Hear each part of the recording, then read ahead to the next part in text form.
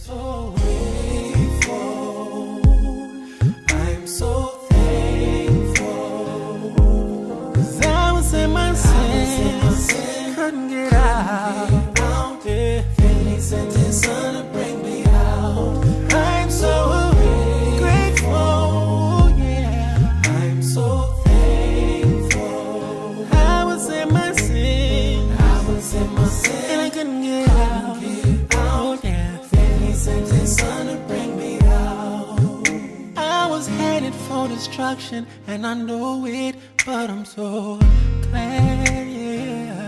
I'd like to say peace to everybody that's viewing live via internet, and for those that will see this via YouTube, and for those that are here. It's a blessing to be here on the Lord's Sabbath day, to partake in His holy convocation, which He had commanded us to do all the way back in Leviticus 23. Sanctified this particular day, all the way back in the creation. So it's definitely relevant to your salvation. You know, some people act like, you know, it ain't important what day we go to church. You know, as long as we, you know, worship God, they can worship God every day. But that's a trick of the devil. Right. And what we're going to learn about today, actually, is the devil. The title of our class is Satan, King of this world. And we're going to learn about Satan today. We're going to learn who he is, how he has infiltrated this country, this world, how his fingerprints have set the boundaries of this universe. See, people don't understand that when Jesus came on the scene, everybody look at Jesus as like king of the world. And we do recognize that at some time, Jesus will be king of kings and lord of lords. But that's at a set time. You know, right now, this is not Jesus' kingdom. If this was Jesus' kingdom, like he told Pilate when he was standing face to face with him, you know, if this is my kingdom, if this is my fight, my servants would be here fighting. But this is not his kingdom right now. Satan is in charge of this place. That's why we have things like, you know, gay marriages. And I know I and Brother Nate and other brothers have really been talking about this so much this year, about gay marriages. But it's absurd. Man, the Lord destroyed Sodom and Gomorrah because of homosexuality. And 4,000 or 5,000 years later now, we feel like it's okay. You know, it almost made me feel bad to hold a conversation with a brother or a sister about being married, because now they're telling you it's okay for you to be not married, for you to marry somebody of the same sex. That's sickening. But this is because this is Satan's world. You know, Satan has infiltrated our television. He has infiltrated our radios. But all these things were his from the start. And it was only that gradual, because see, man feel like we worship God. You know, we put on our money in God we trust. But what we don't understand is the God of this world, that's who we deal with. As a matter of fact, we're going to turn to 1 Corinthians chapter 10. Snuck one in on you, brother. It's all right, you know what I'm saying? We're gonna start here with this one, because I want us to really comprehend something. We got brother Joshua is reading for me. And for those who don't know, I'm Brother Jediah. Although our names are not important, but it's what we're here to do that's important. And what we're here to do today is keep the Lord's commandments and learn about Satan, who is king of this world. So go ahead and start reading in 1 Corinthians chapter 10 and pick this up at verse 20.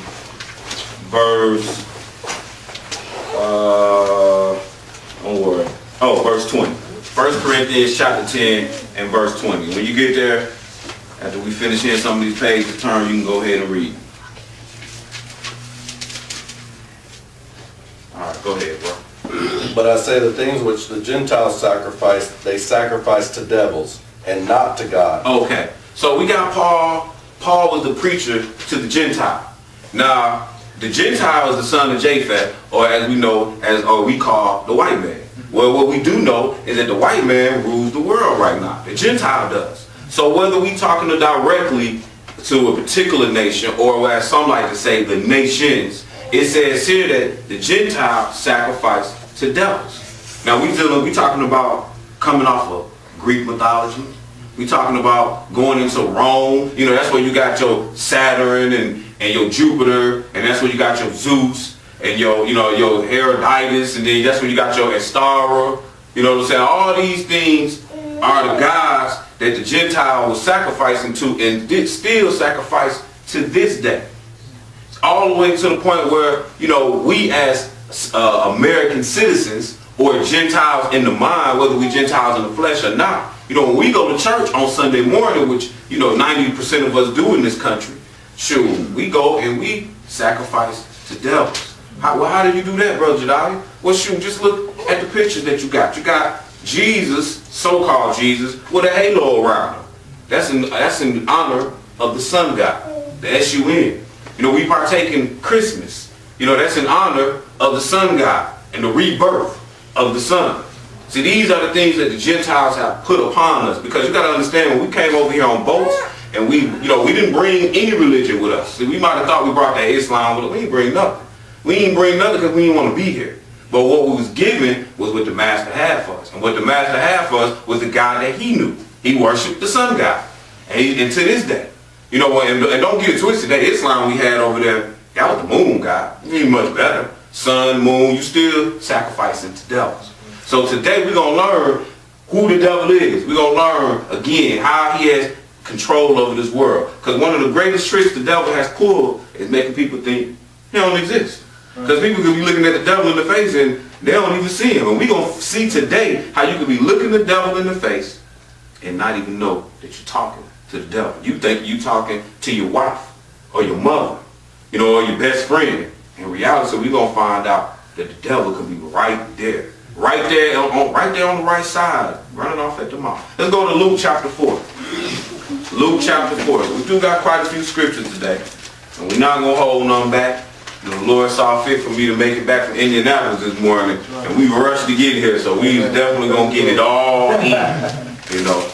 But at the same time, hopefully, you know, this is a subject that we can enjoy a little bit, and, you know, the time will move by swiftly on us. But the first scripture we're going to look at here is Luke chapter 4, and we're going to read verses 5 through 8. And everybody knows, or most people know, that Jesus had fasted for 40 days and 40 nights. And then he went off into the wilderness, and then Satan met him there.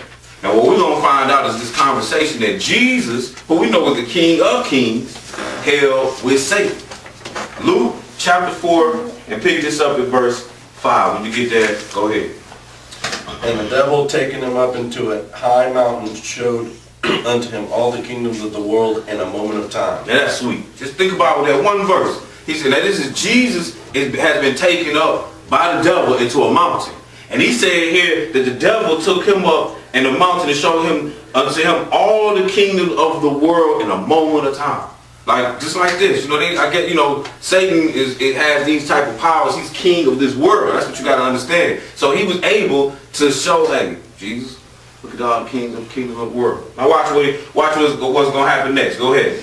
And the devil said unto him, all this power will I give thee, and the glory of them, for that is delivered unto me. See, you see what he said? All this power, the power of this world, I'm going to give it to you, Jesus. This Satan talking to Jesus now. He said, I'm going to give it to you. Because then he says here, for that is delivered unto me. So this is how we know that this is Satan's world. It was delivered unto Satan. Yes, the angel. No, Satan is not Jesus' brother. They're not equals. It don't work like that. But he has power over this world. And we're going to see him in his power today. We're going to see that he is the king of the kings of this world. All right, go ahead, keep reading. And to whomsoever I will, I give it. And he said, whoever he give his power to, he give it. So when you saw Napoleon run through Europe, Satan gave him that power. When you saw Alexander the Great run from all the way on one side of the globe, all the way over into India, Satan gave him that power. When Nebuchadnezzar came in there and took the original Babylon, Satan gave him that power. When Hitler did his thing, Mussolini, all the way to today. When Obama got in office, anytime he dropped a nuke, anytime he said we're going to cut taxes, whatever the case may be, Satan gave him that power. So read that verse again, verse 6. No, read verse 5 and we'll just run all the way into 6. Go ahead. And the devil, taking him up into a high mountain, showed unto him all the kingdoms of the world in a moment of time. All the kingdoms. Go ahead. And the devil said unto him, all this power will I give thee, and the glory of them, for that is delivered unto me, and to whomsoever I will, I give it. Go ahead, verse 7. If thou therefore wilt worship me, all shall be thine. So he told Jesus, worship me, and I give it to you. And of course, Jesus rebuked him like, look, I don't get down like that. It's only one person I need to worship, and that's God. That's the Father. That's the Creator. Let's go on over to Isaiah chapter 14. We're going to learn some more about this Satan and how this Satan get into his role. See, in order to defeat your enemy, you got to know your enemy. And common times in these churches, these pastors in their ignorance would tell us that we can fight the devil like you can fight some man. Oh, you stomp the devil to the ground. No, it don't work like that. You can't fight the devil like you fight some man. When you get into in Job chapter 41, it'll tell you like only God can control this devil. So don't you feel like it's a way that you can physically interact with Satan. See, what people don't understand is Satan make you want to serve him. Like look in the Garden of Eden. Eve walked up on Satan, and Satan was good to look upon. And she ate every line that he threw her. So you can't just fight Satan like you think you can. The only way you're going to be able to fight Satan is with this word of God. And what we're doing right now is we are identifying the enemy. We identifying the one who is trying to get you to destruction. Because he's actually been called in the scriptures the destroyer. That's what he's here to do, to destroy you. See, people don't comprehend something here. We're going to go to the story, and I'm just going to put it out in your mind. I don't think I put this in the class. But the story about, when the pigs, Jesus cast out the demons and put them into the pigs, right? Now, everybody take that story, and they like to run with the fact that the pigs went off into some abyss. They try to take the story all into some other level. Not realizing that I ain't never known a pig to commit suicide. Like ever in my life until I meet the pigs that the devil's done jumped into. And my point in saying that to you is that that's what Satan is here to do. He is the tormentor. And he tormented these poor animals so bad that they went and killed themselves. I don't know if you quite understand a pig's nature. His nature is to eat and to survive. It is not to go jump in some water and kill itself. That is the power of Satan. That is the power he has. When you see people killing themselves, when you see people with all these issues in life, Satan done jumped on them. And he playing with their head. And he's tormenting them. He's destroying them. That is his job. So it is very important for us to know our enemy. Isaiah 14, let's pick this up at verse 12. How art thou fallen from heaven, O Lucifer? So Lucifer is another name for Satan. This is actually the name that they say means the light bearer. And that's what Satan was to start with. He was in heaven, and he was one. I don't know if he had Gabriel's job. I don't know if they shared the job. But we know he brought the light. Okay? So it said, how are you fallen from heaven, O Lucifer? So how did you lose that position of power in heaven? Go ahead. Son of the morning, how art thou cut down to the ground, which didst weaken the nations? Mm-hmm. For thou hast said in thine heart, I will ascend into heaven. So at the same time, Satan is saying that he's going to ascend unto heaven. See, a lot of people don't realize, you say your Lord's Prayer, which they done tried to take out of schools and the courts and all that. But when you say your Lord's Prayer, they say, thy kingdom come, thy will be done. See, the kingdom, we're not trying to ascend up into heaven. But think about it. Satan is the king of this world. So that's why, back in the 60s, we done tried to ascend to the moon. And now we're trying to ascend over to Mars. And later on, if time permit, we're going to be trying to ascend over to the next galaxy or something that exists. We're trying to get the heck out of here. But the Lord made the earth to be inhabited by man, for man, to set his kingdom up here. Don't ask me why the earth's so special.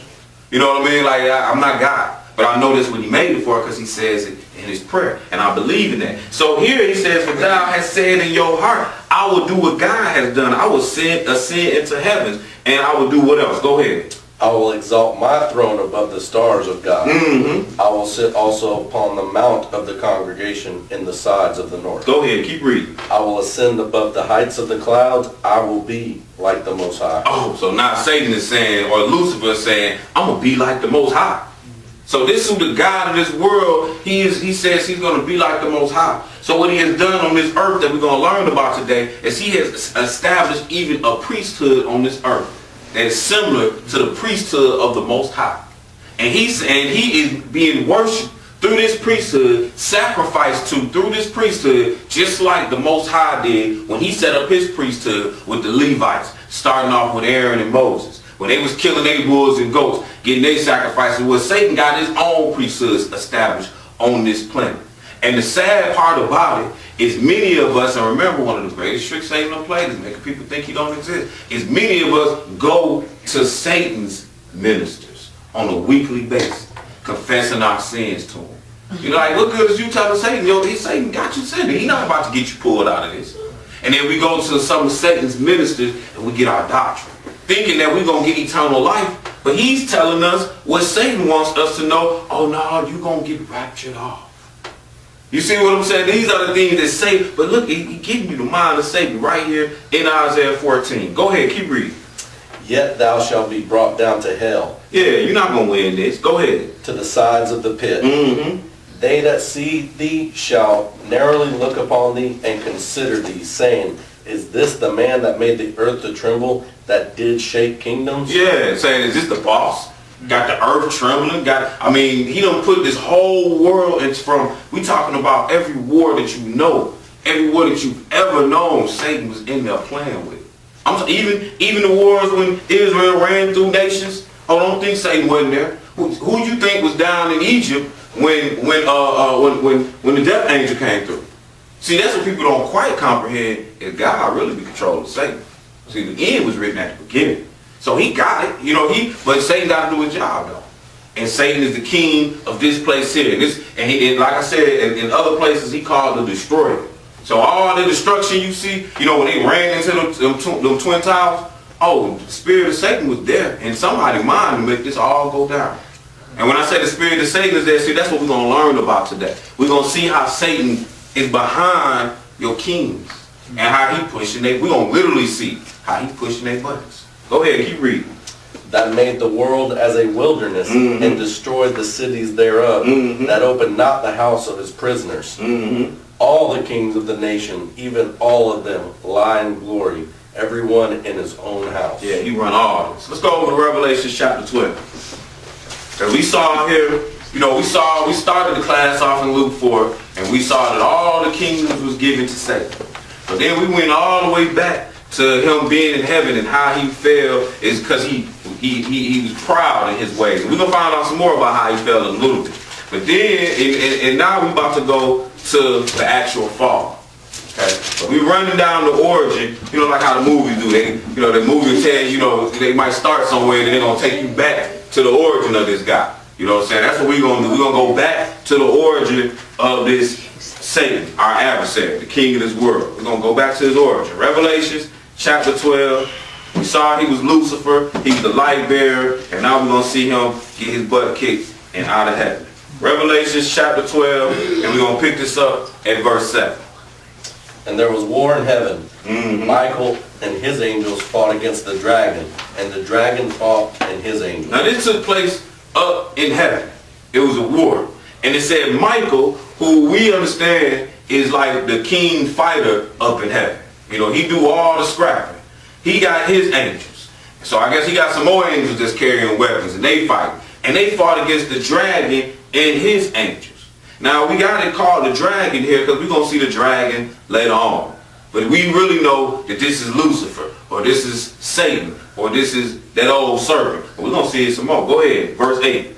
And prevailed not. Neither was their place found any more in heaven. So he got kicked out of heaven. He lost the fight, and he got thrown out of heaven. What else happened to this dragon? Go ahead. And the great dragon was cast out, that old serpent. Call him that old serpent, because he was that old serpent in the Garden of Eden, which we're going to next. We're going to Genesis 3 next. So he was that old serpent. Go ahead, what else? Called the devil. Called the devil. Oh, go ahead, what else? And Satan. And Satan, king of this world. The devil, the dragon, the serpent, the old serpent. That's who got kicked out back up in heaven, which we also have identified already once before as Lucifer. Go ahead. Which deceiveth the whole world. And it says he deceived the whole world. He's king of this world. He got the whole world tricked. How much do I know he got him tricked? Because in God we trust is him. Whereas you might be thinking you believe, God, that's the creator. But no, in God we trust. They trust in God, all right. They trust in Satan. And the higher up you get in this thing, of this worldly system, the more you take off the layers of falsehood in dealing with Satan. So you get so high that after a while you recognize and realize this is who you worship. And your God is not the God of this Bible. See, that's what people don't understand the hierarchy. They know that they don't deal with the God of Abraham, Isaac, and Jacob. You know, when you deal with that Masonic order, for example, which, you know, I look at a lot of presidents they just the picture of them. When they show the picture, and you'll see, you know, they got the Mason garbs on. First president of the United States was a Mason. All right. Now, when you take the Masonic oath and you get to your 33rd degree, you know, which got some relevance in their society and their world, you know, just like Jesus was 33 when he died, you know, just something to think about. But when you get to that 33rd degree, you gotta go in there and you basically denounce God, but you pick up a new term. The new term you pick up is called Jabula, which comes from the word Jah, Baal, and Allah. They done took three guys and created one out of them. And this is the oath that the Masonic order deal with. And you can go look this up on your own. You know, I got little secret society books that I found this in and a couple of other books. But okay, so now we got presidents that's sitting here taking this oath now. So what makes you think they feel like they're serving Jesus Christ, the God of this Bible? You know, I done heard the hierarchy in their media. I done heard one of the sisters in their media say, it don't matter how you get to God. You can get to God any way you want to. But the Bible says it's one Lord, one faith, one baptism. It ain't but one way. And unfortunately, or fortunately, it's through the way of the Jew, or through the way of what thus said the Lord in this Bible. You can't denounce this. You can't pick up some other thing. You can't be taking oaths, all that crazy. No, you can't do that. That's not how God said it. That's when you're dealing with Satan. All right. So do we finish verse 12 here? We're on verse 9. We in 9. Okay, read verse 9 again. I'm sorry. Go ahead, bro. And the great dragon was cast out, that old serpent called the devil and Satan, which deceiveth the whole world. He was cast out into the earth, and his angels were cast out with him. So he got down here, and he didn't come by himself. He had them, what we like to call the demons. These was his angels. Okay, go ahead, keep it. Notice, God got angels. Now Satan, the Bible has given, and when I say the Bible has given Satan angels, because we're talking about the writer of this book said him and his angels. Because we know they all work for God. They all work for the Father. But, you know, for identification purposes, Satan has angels as well. And those are what we like to call demons. You know, they work for and with Satan. Okay, so it said he was cast out into the earth, and his angels were cast out with him. Go ahead. And I heard a loud voice saying in heaven, now is come salvation and strength and the kingdom of our God and the power of his Christ. For the accuser of our brethren is cast down, which accuseth them before our God day and night. This dude was a problem up in heaven. I mean, just think he was such a problem, they got to fight him. Like in heaven. I mean, just think like, okay, you got your own house. It is a nice, peaceful, happy home, as long as everybody getting along. Okay, now we dealing with gods now. You know, we dealing with God and these angels. And you mean to tell me they got to fighting up there? And now once they kick dude out the house, they like, man, the accuser of our brother is gone. So, you know, he was up there creating havoc. And he took a third of them with him. So, I mean, it wasn't even like he was just, you know, got them little corn, you know, got them about 5-6 people, and they just, nah. I mean, he took a third of everything that was up there. Come on, let's go. And it said, and I heard a loud voice say, now has come salvation. So now they saved up there. Because dude was up there fooling all kind of people. So he was up there fooling people. What you think he doing down here? And we can't even see him. At least they could see who they was dealing with. You know, that's the thing about Eve. You know what I'm saying? Like, you know, she didn't know what was before her eyes. You know, it was just so beautiful to her. Okay, but go ahead, keep reading.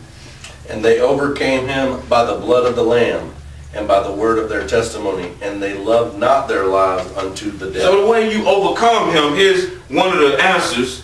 The way you beat this guy is with the blood of the Lamb, or with Jesus, and basically the word of God and their testimonies.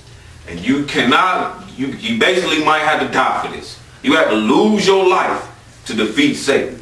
Because Satan is offering you this world, and you live in this world. So it don't mean you necessarily got to get your neck cut for it. But we're talking about in the mental capacity, you have to lose your life to defeat this guy. But verse 12. Therefore rejoice, ye heavens, and ye that dwell in them. Woe to the inhabitants of the earth and of the sea. For the devil is come down unto you, having great wrath, because he knoweth that he hath but a short time. So not only did he got put down here, but he's pissed.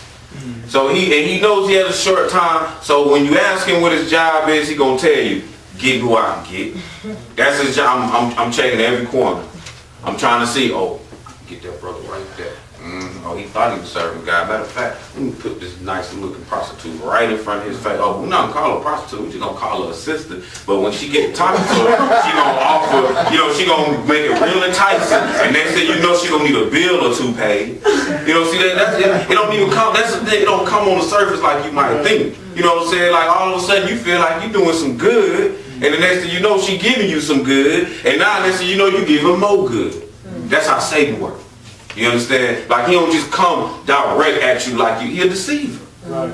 You know what I'm saying? He have you convinced in your mind, oh yeah, it's cool for you to manipulate, your checking system so that you can rob these folks for $5 or $10 extra. But it's nobody's money. No, but you stealing though. That's the bottom line. It don't belong to you. The book say in the commandments, thou shalt not steal.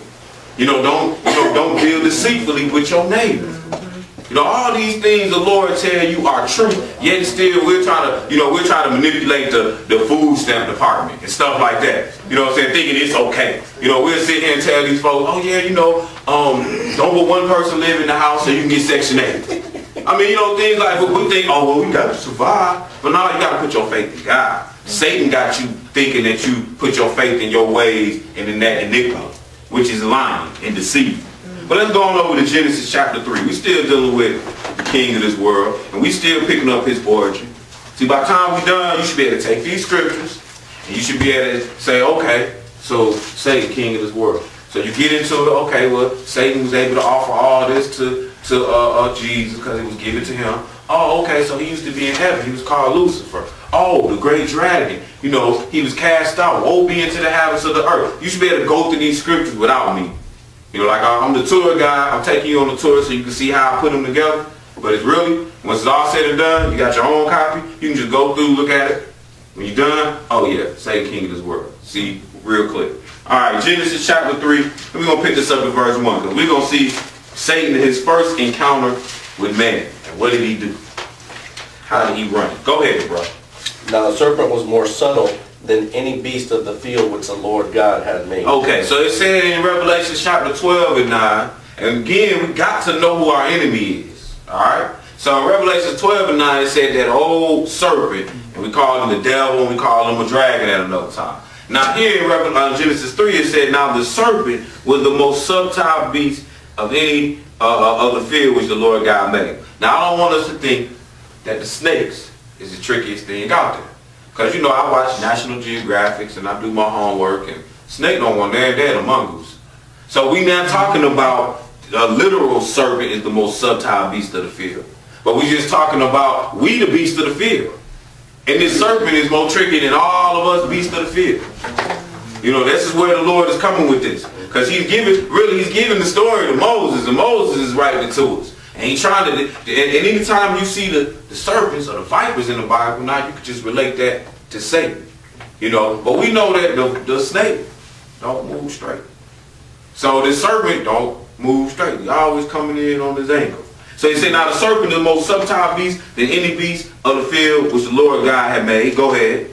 And he said unto the woman, yea, hath God said, ye shall not eat of every tree of the garden? Mm-hmm. And the woman said unto the serpent, we may eat of the fruit of the trees of the garden. Go ahead. But of the fruit of the tree which is in the midst of the garden, God hath said, ye shall not eat of it, neither shall ye touch it, lest ye die. So she knew the truth.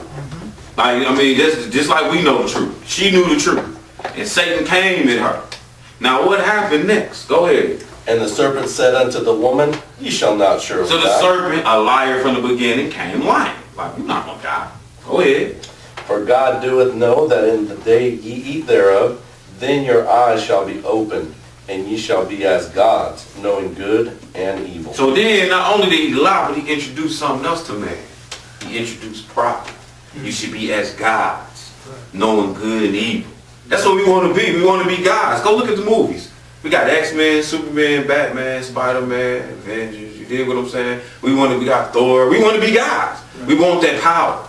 So, and this was introduced to us. He was like, okay, no, I lied to you. You're not going to die. But then next thing you, matter of fact, you're going to have power.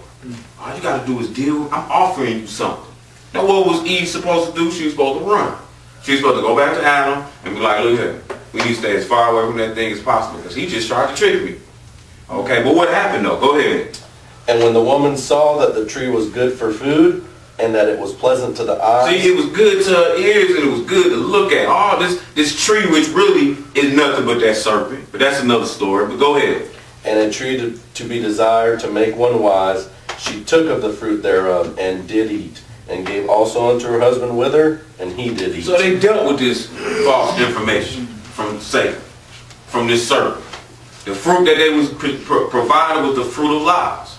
You know, because that's, you know, sometimes the Bible gets, and it talks in parables, you know, you can eat a fruit and go down in your stomach and go out the drop. But then you can also eat fruit or words from people and they're going to go into your mind and they're going to produce something as well. Because everything you eat is going to come, it's a seed. Everything you eat is a seed being planted in your brain. For example, if I tell you 1 + 1 and you're 4 years old is 2, I'm giving you good fruit right now. I'm giving you something that you're going to be able to build on, and I'm going to add more fruit, and you're going to continue to eat until eventually you're going to be able to multiply 1,000 times 1,000. See, a child can't do that at 4 or 5 years old, but they can figure out that 1 + 1. A seed has been planted. But we're talking about seeds from words, though. Okay, they ate words, because there is no literal fruit. No apple, orange, banana, peach, plum, none of that gives you any life, give you any knowledge, nothing like that. If it was, we'd all drop out of school and we'll go out there and we'd just be farming land and eating. So we could live forever with this high version of education. If that was the case. Because there ain't nothing changed. The same fruit, the same apple that Eve ate is the same apple that we eat today. All right. So it said, verse 6, and when the woman saw that the tree was good for food and that it was pleasant to the eye and the tree to be desired to make one wise, she took of the fruit thereof and did eat and gave also unto her husband, and he did eat. Let's skip on over to verse 9. And the Lord God called unto Adam and said unto him, Where art thou? And he said, I heard thy voice in the garden, and I was afraid because I was naked, and I hid myself. Go ahead. And he said, Who told thee thou was naked? So the Lord asked Adam facetiously, who told you you was naked? You know, like, I didn't tell you was naked. Who you been talking to? Now watch the next part of the commandment. The verse. Go ahead. Hast thou eaten of the tree whereof I commanded thee that thou shouldest not eat? Oh, so he said, who told you you was naked? Did you go and eat from this tree? I told you not to eat. Was you over there talking to that serpent? Was you over there? Did you get something from over there? Because I told you don't go over there. Did you? And watch what Adam slick button I'm saying. Go ahead. And the man said, The woman who thou gavest to be with me, she gave me of the tree, and I did eat. Man, and that sister, that's the first thing we did. That woman right there, she got me. You know what I'm saying? She the one that gave that to me. And I did, Lord. I ate, but you gave it to me. That's what that's the thing. He said, at first you had made me by myself, but you gave it to me. And matter of fact, told me it was not good for me to be by myself. So you gave it to me, and yes, she did. So look at her. Go ahead, keep reading. And the Lord God said unto the woman, What is this that thou hast done? And the woman said, The serpent beguiled me, and I did. And she just turned around and was just straight up like, hey, dude over there tricked me. Like, that's what happens to me. I get tricked. And I'm sorry, So the Lord was merciful because you gonna die. That's what was supposed to happen. You were supposed to die. And that is what happened. But, you're supposed to live forever too. So when you're talking about living forever, we might think of death like get shot in the head and you no longer breathing. But, the Lord was going to let you live forever. So he killed you that day in his mind. Because in his mind, 1,000 years was going to be what a day was. And man, that's why, when I was a child, I used to always wonder if those numbers right. You live to be 900 in this, and 700 in this, and 900 in this. But as I started to understand the Bible, I comprehend fully, yes, those numbers are right. And yes, man was really living to be 900 years old. And at some point again, man, going to have that opportunity again, as long as he don't eat from the tree of good and evil. But go ahead, where are we? 14. Go ahead, verse 14. And the Lord God said unto the serpent, Because thou hast done this, thou art cursed above all cattle, and every beast of the field. Upon thy belly shalt thou go, and dust shalt thou eat all the days of thy life. All right, now we're going to prove something here, because we're going to go to Ezekiel in a minute. But it just said here, upon thy belly shalt thou go, and dust shalt thou eat all the days of thy life. All right, so some scholars like to say, well, snakes used to have legs. And I even seen some of the cartoons, and they show you, snakes, and they show you he had legs, and then when he ate, when the Lord cursed him, he took his legs away and turned into a snake. So I challenge these biblical scholars, and I say one thing to you. What is a snake with legs? It's a lizard. So then how come lizards still exist? It's an alligator. It's, what I'm saying? Like, that's all, like, come on now. So obviously it meant more than what we see here. It's just that simple. Like, even when they show the snake with the legs, I'm like, he looked just like the Geico man. The little commercial. That's exactly what the thing looked like. So obviously this is not what we're talking about here. Because otherwise he didn't do a good job of getting his legs off the snakes. So it said, upon thy belly shalt thou go, and dust shalt thou eat all the days of thy life. What he really was telling them is, look here, you on the bottom now. Before you the most subtile beast of the field, you was out here with everybody on this earth. But now I can't even let you be like, you on the dust, you won't be seen. But we'll see that later on.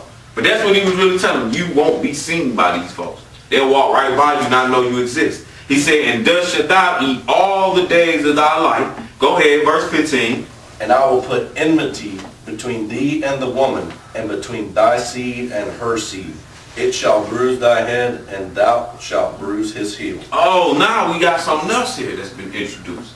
It said, I'm going to put division or enmity between your seed, the seed of this snake, and the woman's seed. Now, I want us to just, again, use our brains a little bit. Now, it said his seed. So, if you took this conversation, this chapter, just as literal as you see it, then I guess a woman and a snake can have no interactions with each other. Which I done seen too much TV, and I done seen too many of these wicked women, because they be wicked women, and they be having snakes all wrapped around their arms and doing all this crazy. Obviously, that's because, that's TV, this real. So if this was to be taken exactly literal, that couldn't have took place. There's something else I want us to see when we read this. It said, I will put enmity between thee and the woman, and between thy seed and her seed. Her seed. What woman get a seed from? See, these are two things that we're going to comprehend today. So when we start talking about Satan's seed, we talking about his children or his people. Those who have his seed in their mind and they function and act like him. And when we talk about her seed, ain't been but one woman that ever gave birth to a child without the seed of a man. And we talking about Mary. And then it ain't been but one other entity that exists that has a seed from a woman, and we talking in that case Israel. Okay, so in both cases, whether we talking about the seed of spiritual Israel or the seed of physical Mary, they seed both had enmity with this serpent, which is the devil. We're going to pick up some more of that a little later. Like again, we introducing this enemy right now, and we introducing his role in this society. Because remember, we read back in Revelation 12, it said, woe be to the inhabitants of the earth. Because this dude came down and he's pissed, and he don't have that much time to do his job. Okay? So we still building our foundation for who the king of this world is. So add in there that we got enmity between the woman's seed and enmity between the serpent seed. Go ahead, verse 16. Unto the woman he said, I will greatly multiply thy sorrow and thy conception. Mm-hmm. In sorrow thou shalt bring forth children. Go ahead. And thy desire shall be to thy husband, and he shall rule over thee. So now we also got that. We also got here that the woman now, she gonna have a problem when she give birth. All right, it's gonna hurt. And I got 3 kids, and I seen my wife deliver, and it hurt. And you can blame Eve on that. She got punished too. Now man got punished because death got put on man, but he punished Eve too because she should have walked away from that sin. Turn your Bibles to Ezekiel 28. We're gonna get ready for the next place, but I just want to put up here on the board that we got enmity going on between Satan and Satan's seed, because we're going to see that again. So it's enmity between Satan and the woman. Alright? We're going to see that again. So we need to make sure we got that up here.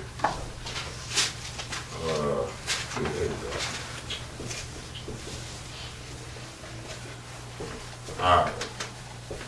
So we got Satan versus the woman's seed, and it's controversy. It's enmity between them. Okay. All right. And we're gonna, like I said, we're gonna see that again later on as we proceed further. But first, we need to establish that Satan was literally in that garden. And again, we bringing some more definition of Satan into play. Ezekiel chapter 28, and most times I will start at verse 1. So in your own notes, you put verse 1 on there. But we're going to start this off at verse 12. We're going to put this in verse 12. Ezekiel 28 and verse 12. And when you get there, go ahead and read. Son of man, take up a lamentation upon the king of Tyrus, and say unto him, Thus saith the Lord God, Thou sealest up the sum, full of wisdom, and perfect in beauty. Go ahead, you good. Thou hast been in Eden, the garden of God. So it said, it said here, verse 12, it says, verse 12, Son of man, take up a lamentation against the king of Tyrus. Now, this is Ezekiel, and now we see he talking to the king of Tyrus. And it ain't saying he talking to Satan. It's saying he talking to the king of Tyrus. And matter of fact, read that verse again. I'll look for the blue. Son of man, take up a lamentation upon the king of Tyrus, and say unto him, Thus saith the Lord God, Thou sealest up the sum, full of wisdom and perfect in beauty. All right, so we got the king of Tyrus, and we're going to put him up here. The king of Tyrus, because this is who Ezekiel is talking to right now. All right, and he is going to literally go and talk to a man. He's going to literally talk to a man. But what we going to learn today, that there are a spirit behind the man. So sometime when you hold in your conversation with a person, you can basically put yourself in the mind that you're talking to the devil. Because we're going to learn that the enemy has never been man. So when you standing face to face with your enemy, we're not enemies, by the way, but when you standing face to face with your enemy and you know that you got the spirit of God with you, what you think spirit with him? So then you can do just what Ezekiel has been instructed to do here. We're going to see this some more though. But it says here, Son of man, take up a lamentation upon the king of Tyrus, and say unto him. So he going to talk to this king of Tyrus, and he going to tell him, Thus saith the Lord. So then he said that the king of Tyrus was full of wisdom. All right. And then it also said he was full of wisdom and perfect in beauty. All right. Now, remember in the Garden of Eden, we had that tree, and it said that it was it looked good. All right. But here we got the king of Tyrus, and he says he's perfect in beauty. All right. And full of wisdom. But think about what the tree was called in the garden. It was called the tree of knowledge, or the tree of good and evil. But go ahead, keep reading. Beginning 13. Thou hast been in Eden, the garden of God. So he's talking to the king of Tyrus and telling him you was in Eden, the garden of God. See, he's not talking to Tyrus, even though he is talking to Tyrus. He's talking to that spirit that is behind Tyrus. All right? So he said, Thou hast been in Eden, the garden of God. Go ahead, what else? Every precious stone was thy covering. Told you he looked good. Go ahead. The sardius, topaz, and the diamond, the beryl, the onyx, and the jasper, the sapphire, the emerald, and the carbuncle, and gold. The workmanship of thy tabrets and of thy pipes was prepared in the day that thou wast created. Okay. So he was created just like we were created. And we was created from what, Dirk? Look where he was created from. All these nice precious jewels. You know, they all ain't nothing but minerals. You can find them all on the what you call the chart, you know, the element chart. You know, you find diamond, or you can find I know you can find gold on there. You know what I'm saying? But I'm sure you can eat some kind of way you're gonna be able to find all this stuff, because God made all this stuff. That's what people don't really realize. Like, you know, I guess people think when you go to Pluto, you're going to find something that you ain't found here. But no, you're going to find something else that God had made. That's all. He made everything. You know? So he made Satan this way, and he made us from dirt. But remember, Satan was created, and not only was he created beautiful, but he was also created to live forever. When we was created, our body was going to have to change. But then he told Adam back there in Genesis 3, from dust thou art, to dust should I return. See, he not returning Satan back to these precious stones. He just going to put him in the fire where he going to burn forever. But we'll look at that another time. We're not going to get too deep into that. But look at verse 4. Look what else he going to call this king of Tyrus. Go ahead. Verse 14. Thou art the anointed cherub that covereth. He just called him an angel. So I know you're not talking to a man. The Lord told the king of Tyrus to go and talk. Told Ezekiel to go and talk to the king of Tyrus. You understand? And now the Ezekiel is talking to the king of Tyrus, and he said, "You the anointed cherub that covered." He already told him you was in the Garden of Eden. See, he's not talking to this person directly. Go ahead, keep reading. And I have set thee so. Thou was upon the holy mountain of God. Thou hast walked up and down in the midst of the stones of fire. See, he's talking to Satan. That's who he talking to. None other. He talking to Satan. Said, not only was you the anointed cherub that covered, he said, thou was in the holy mountain of God. But we saw him get kicked out of the mountain or the kingdom of God. Verse 15, go ahead. Thou was perfect in thy ways from the day that thou was created, till iniquity was found in thee. So he was created perfect until sin was. We're definitely not talking to the king of Tyrus. Is not walking around here with a body made out of precious metals. We are talking about Satan here. Okay, but the reason we got this king of Tyrus, we're gonna put a couple of other kings up here who was talked to, because remember, Satan is the king of this world, and what we're learning right here is Satan is who was behind this king of Tyrus. Whatever he was doing, Satan was behind him. Go ahead, keep reading. Verse 16. By the multitude of thy merchandise they have filled the midst of thee with violence, and thou hast sinned. Therefore I will cast thee as profane out of the mountain of God, and I will destroy thee, O covering cherub. Go ahead. From the midst of the stones of fire. Verse 17. Thine heart was lifted up because of thy beauty. Now he was proud, say his heart was lifted up. And that's the first thing he offered Eve. But he said he was lifted up because of his beauty. Go ahead. Thou hast corrupted thy wisdom by reason of thy brightness. I will cast thee to the ground. I will lay thee before kings, that they may behold thee. Yeah, he like, when it's all said and done, you're going to be, before you was the king of kings, because he calling him the king of Tyrus, but then later on what's going to happen is you're going to be laid to the ground. Because we know later on in the Bible it said that he's going to be put into a bottomless pit anyway. But go ahead, keep reading. Thou hast defiled thy sanctuaries by the multitude of thine iniquities, by the iniquity of thy traffic. Therefore will I bring forth a fire from the midst of thee. It shall devour thee, and I will bring thee to ashes upon the earth in the sight of all them that behold thee. All right, let's go over to Job chapter 26, and we're going to read one verse here. Job chapter 26 and one verse. So again, we learning and we studying our adversary, the devil. And we seeing here that he was talked to by Ezekiel through the king of Tyrus. Because he is the king that was behind Tyrus. Alright? Job chapter 26 and verse 13. And we talking about, well, go ahead and read this verse real quick.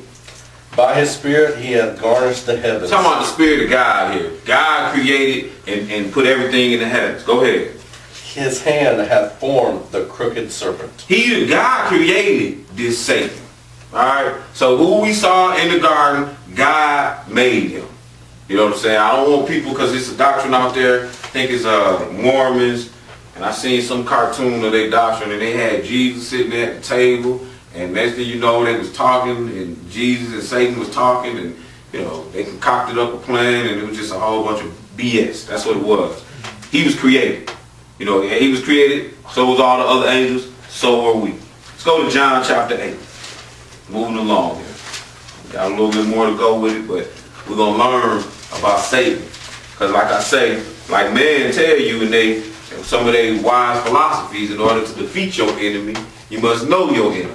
If you don't know that Satan is your enemy, then when he come upon you, what do? You just going to basically ride with him. Because if somebody is not your enemy, then generally they're your ally. And the ally means that you together, y'all riding together, y'all on the same side. So you must recognize this enemy. And this is one of the things that when I was growing up in the church, was never introduced to. You know, nobody just told me the keys or the characteristics of identifying Satan. And the main reason was because Satan was running the church. And I don't mean that the guy my nice pastor, when I grew up, it was a nice guy who was the pastor of my church. When I say a nice guy, I mean he was a very humble-spirited man, you know, quiet man, and he used to be like one of the superintendents of the school system where I was from. So he wasn't like a bad guy, you know, like, because all he thought he was doing this right. He thought he was, and that's the problem. A lot of us think we're doing it right, but we don't know that in God we trust is not Jesus. That in God we trust is the devil. So he didn't know that his doctrine came from the Gentile. He might have went to school, and the school system, think about it, the school system is ran by the Gentile. I'm going to give you a perfect example. So you get in school, and you bought your second year in school, and they said, yeah, you want to pledge our Greek fraternity? You know, that's what it is. You know what I'm saying? And then when you get your degree, and the person who sits at the top of the class, what they call them, some laude or some Greek terms. You know, our school system is Greek. That's what it is. You know what I'm saying? Like probably, and I'm saying probably not, I didn't research this, probably before the Greek civilization, they probably didn't have a school system set up like it is now. But at some point, it got to be set up, some, you know, grade system and so on. I'll do the research on it, but I would probably put my money on it that that's probably where it came from the Greek. Because what I do know is that when Rome took over, they didn't take away nobody's customs. All they did was let you keep what you had, and you had to pay taxes. Well, Rome ruled not.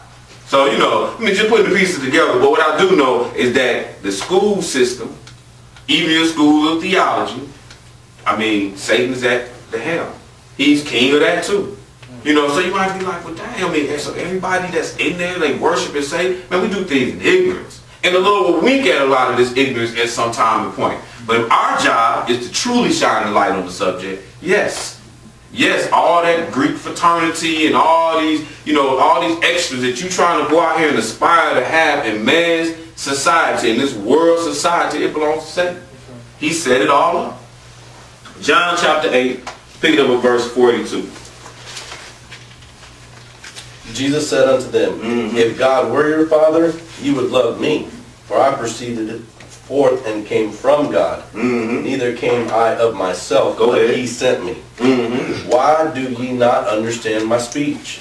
Even because you cannot hear my word. Go ahead. Ye are of your father the devil, and the lusts of your father ye will do. Go ahead. He was a murderer from the beginning, and abode not in the truth. Keep reading. Because there is no truth in him. When he speaketh a lie, he speaketh of his own. For he is a liar and the father of it. Okay. So now we're going back to the enmity between the woman's seed and Satan's seed. Now right here it just said, and Jesus was talking to some of the scribes and the Pharisees. He said, why don't you understand my speech, even it's because you can't hear my words? Ye are of your father, the devil. So now we can see Satan got some seed. And we gonna just put here the Pharisees. That's all we gonna, or the scribes. Yeah, we're gonna just put the Pharisees. And I don't know how to spell Pharisees, so it may be wrong.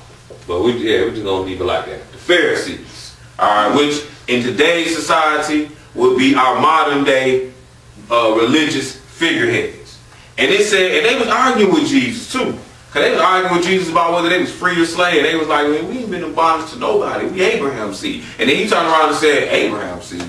Nah, you Abraham, you would do what I say do, because you know Abraham did that. You are of your father the devil. Then he said, not only did he not say, he said, and you are of your father the devil, verse 44, and the lust of your father will you do. He was a murderer from the beginning, because he was right there. We can go back before the Garden of Eden. He was a murderer when he was up in heaven, popping off at the mouth, trying to get these third of the angels to run with him. But then you killed mankind right there in the Garden of Eden, because we were supposed to live forever. So you was a murderer from the beginning, and abode not in the truth. We saw that he lied in Genesis 3. Then it says here, because there is no truth in him. When he speaketh a lie, he speaketh of his own, for he was a liar and the father of it. So we see here that he's the beginning of lying. And we saw in the garden him lying. Go ahead, keep reading. 45. And because I tell you the truth, ye believe me not. Which of you convinceth me of sin? And if I say the truth, why do you not believe me? Go ahead. He that is of God heareth God's words. Ye therefore hear them not, because ye are not of God. Right, and that's that enmity between the serpent and the woman's seed. Let's go over to Job chapter 12. And when I say that's that enmity, that's the beginning of us finding that enmity. Because we see here, Jesus just showed you who the serpent seed was. We're going to find out who the woman seed is shortly. We're going to find out clearly who it is. Job chapter 12, we're going to look at one verse here, verse 16. Job chapter 12 and verse 16. And today again, we're learning about Satan, who's king of this world. Job chapter 12 and verse 16. When you get there, go ahead and read. With him is strength and wisdom. The deceived and the deceiver are his. So just so we know, and I know that you're like, well, damn, that just popped out of nowhere, but that's how I put the class together. Satan, the deceived, and the deceiver. The Satan and his seed, they all still the Lord's. He still established all of this. Well, remember, he wrote the end at the beginning. Let's go over to Job chapter 1 now. So now we're about to work Satan. We're going to see how God, because we just read where it said the deceiver and the deceived are his. Now we're about to see how he works Satan. How is it that he is? Okay, now we already saw that Satan and his seed, the seed and the deceiver, we saw them in John chapter 8, saying look, they was liars from the beginning. And we're talking about our religious figureheads, all right? Job chapter 1, and we're going to pick this up in verse 6. Job 1 and 6. So when you get there, go ahead and read. Now there was a day when the sons of God came to present themselves before the Lord, and Satan came also among them. Mm-hmm. And the Lord said unto Satan, Whence comest thou? Then Satan answered the Lord and said, From going to and fro in the earth, and from walking up and down in it. All right, so we see here, God, it said there was a day when the sons of God, we're talking about angels here, came to present themselves before the Lord. Satan came also among us. See, Satan, he not considered a son of God. We saw what his seed is anyway. They liars. The son of God is not liars. So Satan came with him. So the Lord talking to him, he said, what you doing? And he asked, I'm walking to him. I'm not up here. You got to call me up here. So watch what the Lord going to say. Go ahead. And the Lord said unto Satan, Hast thou considered my servant Job? So he talking to him, he said, well, did you check out my man Job? You know what I'm saying? Did you consider him while you was running back and forth in the earth? Go ahead. That there is none like him in the earth, a perfect and upright man, one that feareth God and escheweth evil. He said he the best I got. Keep reading. Then Satan answered the Lord and said, Doeth Job fear God for naught? Mm-hmm. Has not thou made an hedge about him and about his house and about all that he hath on every side?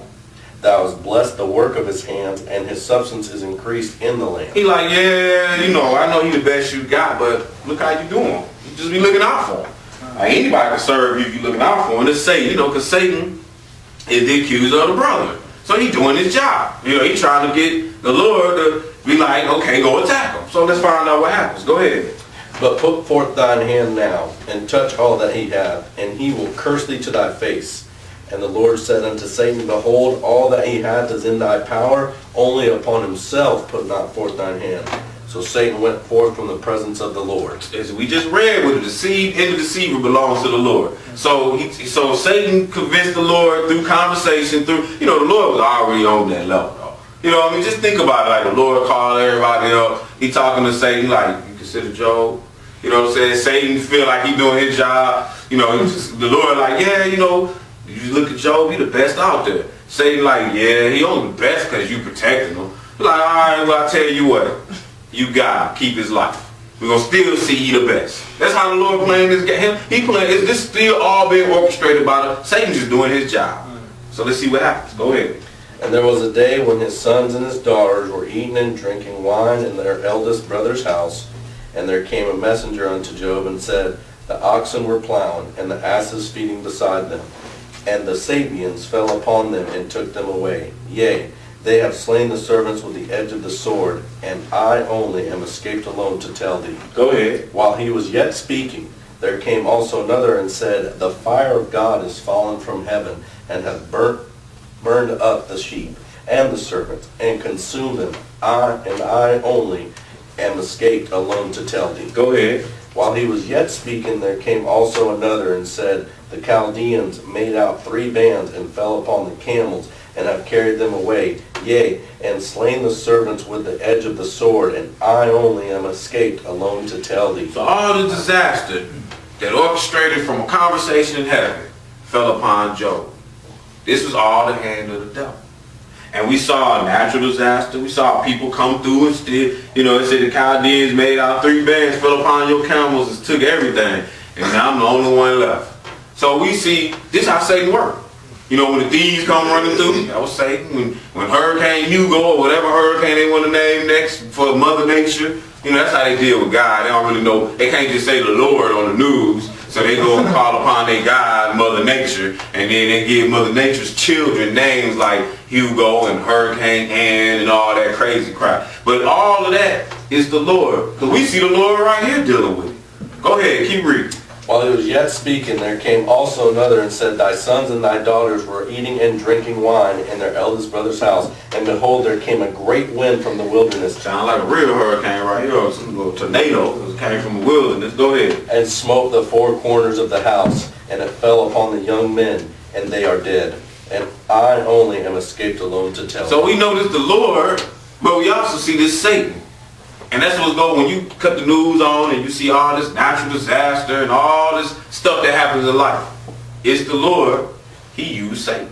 That's just how it works. That's his puppet. Satan do whatever the Lord tells him to do. However, whatever the Lord wants, Satan gonna go do it. And the Lord gonna use him to destroy. He's not gonna use Gabriel, the angel that brings light, to destroy, because that's what his job is. He bring the truth. He's not gonna use him to destroy. He's not going to use Michael to come destroy us. He's going to use Michael to fight and defend for us. Because we see that somewhere else in the Bible. So he's going to use Satan to destroy this place. So when Louisiana had that horrible incident and the floods came running through there, well, Satan did what he was supposed to do, and he pulled up the boundaries of the water. Because people don't even realize this. 4 angels holding the 4 winds of the earth. You know what I'm saying? Like the angels is keeping this place intact. Only because that's their job. You got a whole bunch of angels. You got some angels, that's all their job every day is just staying there, hold back the water, make sure it stay right there. Every day. He don't care. He works for God. Probably not even hungry, probably not doing nothing, maybe not even getting nobody to relieve him on the clock. And when the Lord tells him to come, that's what he's going to do. He works for God. And they angels. They live in a different realm than us. So keep reading though. 20. Then Job arose and rent his mantle and shaved his head and fell down upon the ground and worshipped. And said, Naked came I out of my mother's womb, and naked shall I return thither. The Lord gave, and the Lord hath taken away. Blessed be the name of the Lord. And all this Job sinned not, nor charged God foolishly. So when it was all said and done, Job still didn't sin. And that was what the conversation was about. And that's how you got to live your life. When all these trials and tribulations come upon you, you don't go and do the sin. Like just because you broke, don't mean you go out and pull a lick and rob somebody or hustle at the store, or you do whatever that's deceitful. You don't go and do that. You keep your integrity. Integrity means that you walk with a type of rule or a type of law. And that law and that rule is this Bible. And this Bible tells us we deal straight up with our neighbor and with everybody. Let's skip on over to the next chapter. Chapter 2. And go on 1 through 7. Again, there was a day when the sons of God came to present themselves before the Lord, and Satan came also among them to present himself before the Lord. And the Lord said unto Satan, From whence comest thou? And Satan answered the Lord, and said, From going to and fro in the earth, and from walking up and down in it. And the Lord said unto Satan, Hast thou considered my servant Job, that there is none like him in the earth, a perfect and upright man, one that feareth God and escheweth evil? And still he holdeth fast his integrity, although thou movest me against him to destroy him without cause. So he like, see, I let you go down there and mess with him. You see, he's still holding on. He's still my boy. He still got that integrity going. He's still perfect. He the best I got. So let's see what Satan answered to the Lord is. This is a conversation up in heaven. Go ahead. And Satan answered the Lord and said, Skin for skin, yea, all that a man hath he will give for his life. But put forth thine hand now and touch his bone and his flesh, and he will curse thee to thy face. Yeah, like give him a disease then. You know what I'm saying? You done took everything you got, let's give him a sickness. So now we learning some more about what Satan do. When you catch them sicknesses, that's why we can pray them off. Because it's that sickness that be Satan. But go ahead, keep reading. And the Lord said unto Satan, Behold, he is in thine hand, but save his life. So went Satan from the presence of the Lord, and smote Job with sore boils from the sole of his foot unto his crown. Yeah, gave him something serious. We had all kind of bumps and stuff on him. Let's go over to 1 Kings chapter 22. That's back to the left. We learning about Satan. 1 Kings chapter 22. We're going to start at verse 13. King of this world. 1 Kings chapter 22. We're going to start this off with verse 13. And this is the story with Micaiah. And we just go ahead and pick up the story and we'll fill it in a minute. Go ahead. And the messenger that was gone to call Micaiah spake unto him, saying, Behold, now the words of the prophets declare good unto the king with one mouth. Let thy word, I pray thee, be like the word of one of them, and speak that which is good. Go ahead. And Micaiah said, As the Lord liveth, what the Lord said unto me, that will I speak. So Micaiah is one of the prophets of the Lord. And basically, he about to share with this king what took place in heaven. And we're going to see a similarity of what took place in Job. But we're going to see a little more vividly what happened. Go ahead. So he came to the king, and the king said unto him, Micaiah, shall we go against Ramoth Gilead to battle, or shall we forbear?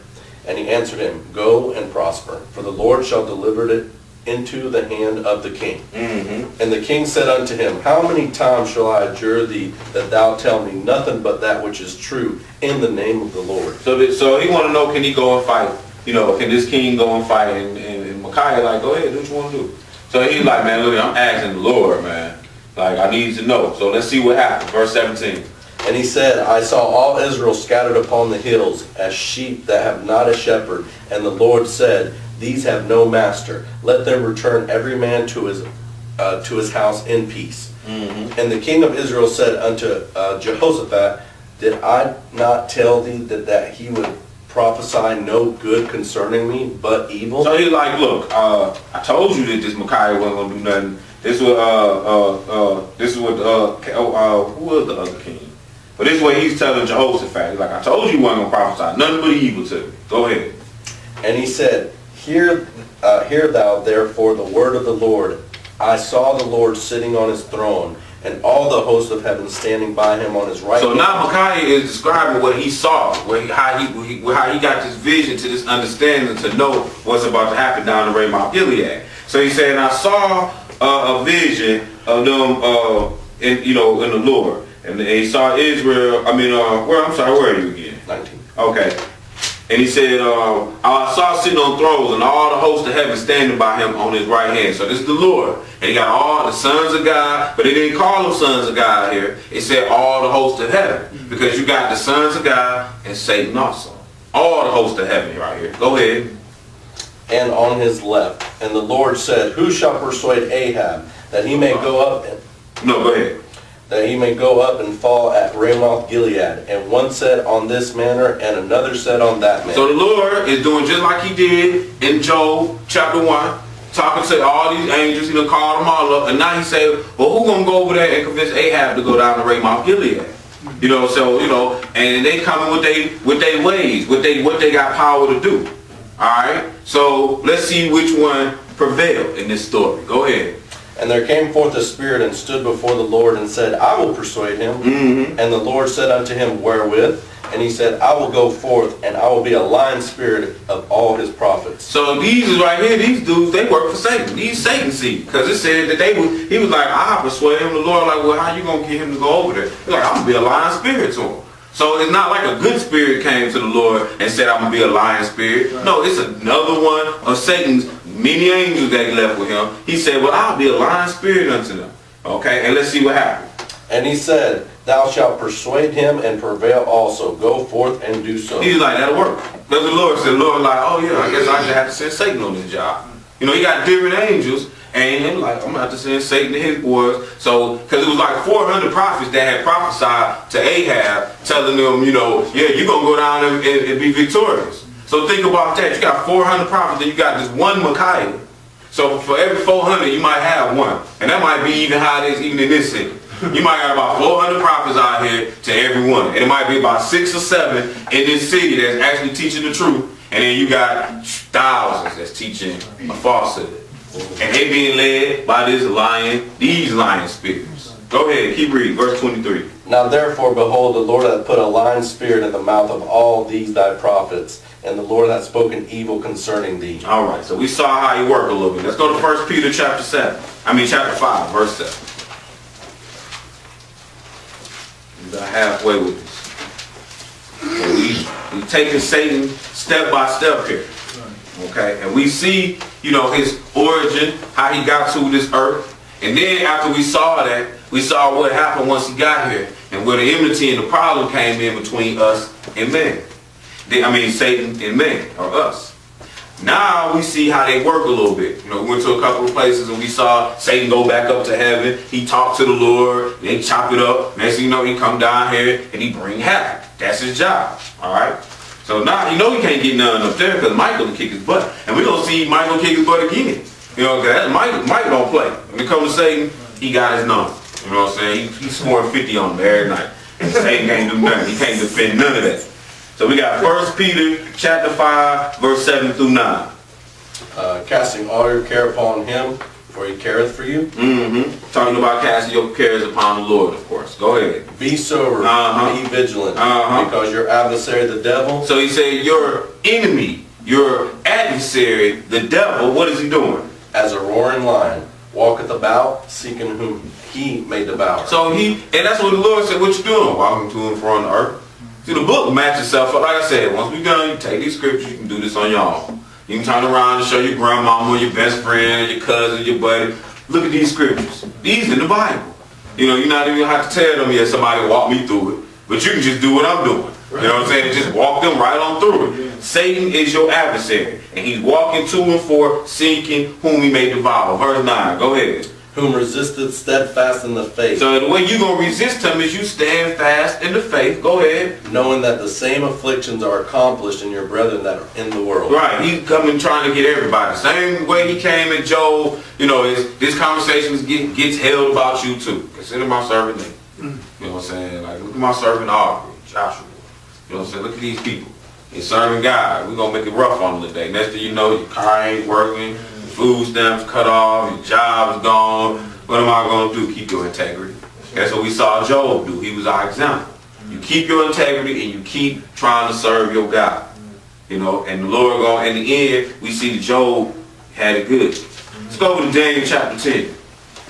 Daniel chapter 10. Satan, king of this world. Again, that's the title of this class. And we're going to see Satan as being king of this world that we live in.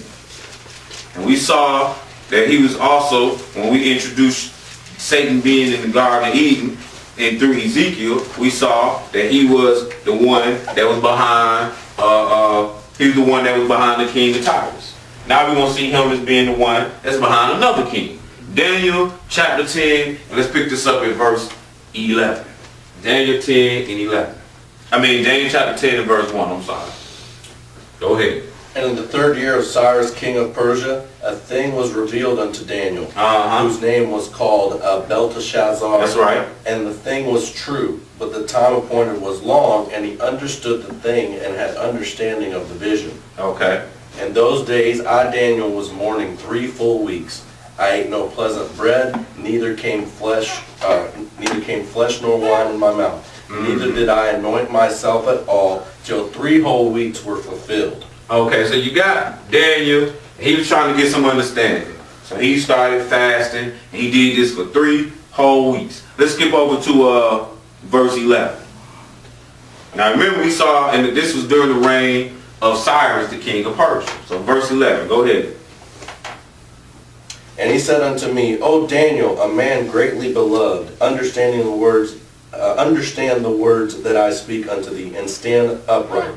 For unto thee am I now sent. And when he had spoken this word unto me, I stood trembling. So an angel came to Daniel to give him this understanding that he went 21 days for to get some understanding on. He fasted that long. So now the angel comes to Daniel. He said, O Daniel, man greatly beloved, understand the words that I speak unto you. stand up. So, Daniel stood up. He's scared because he's standing in front of an angel. Verse 12. Then said he unto me, Fear not, Daniel, for from the first day that thou didst set thine heart to understand and to chasten thyself before thy God, thy words were heard, and I am come for thy words. So this angel's like, man, don't be afraid. I'm not coming no harm. From the first day that you went to try to get this understanding, and you chastised, you fasted, you humbled yourself, I was come. But watch what happened. Verse 13. Go ahead. But the prince of the kingdom of Persia withstood me 21 days. See, he said the prince, now he called here the prince of the kingdom of Persia, right? But in the verse 1, we saw that Cyrus was the king. Alright? But the prince withstood this angel. And this prince is basically Satan. That's the one who's behind this king. And what happened? Go ahead. But lo, Michael, one of the chief princesses, came to help me, and I remained there with the kings of Persia. So he said, but Michael, which is one of the angels that fight for the Lord, which is the angel we saw that kicked Satan butt earlier in Revelation 12, he was like, well, he came and he fought against this prince, this Satan. So this is the second time that we see in the Bible, we saw the king of Tyrus, he was Satan, we saw how, but we're talking about the spirit behind him, and now we're talking about the prince or prince and king. That's really the same thing. So you got the prince or the king of Persia, which we're not talking about an individual, because an individual can't hold up Gabriel. You saw how Daniel was at. He tried to say, don't be afraid. Right. He said, when you came, got on your knees, asked us to understand, I was sent to you. But what happened was, this prince of Persia, he withstood me, and I had to go get Michael, another angel, and he fights this devil, which we already saw, that he fights that devil. All right? And we also see Satan be trying to stop you from getting your understanding. Let's go on over to Revelation chapter 12. We're taking this class to the last part of this level. And this is the part dealing with him being, no, I don't. But you can put it in your notes. I appreciate that. When we went in Genesis, because on my notes I got Genesis chapter 3, verse 14 and 15. But we read that already. All that's basically showing us is Satan and his seed. But now we about to get onto the woman and her seed. And we just showing that enmity between the two again. So, this is where we go on with that now. Revelation chapter 12. We saw Satan and we saw Satan's seed already in John chapter 8. Revelation chapter 12, and pick this up in verse 1. And there appeared a great wonder in heaven, a woman clothed with the sun, and the moon under her feet, and upon her head a crown of 12 stars. Okay, so this woman that we got right here, this woman we know as Israel. When you go back to Genesis 37, you see Joseph, who they call a dreamer. This is part of the reason why his brothers were so mad at him and ended up throwing him out, is because he had a dream, and in that particular dream, it was a woman who had the sun and the moon and 11 stars. So Jacob, who could interpret this dream for them, said, "Oh, so am I your mama?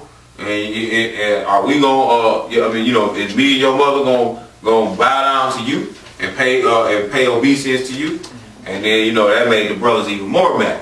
Okay, so but that was what was in Genesis 37. So now with him being the 12th star, this is because we're talking about Jacob, who's the father of all the children of Israel.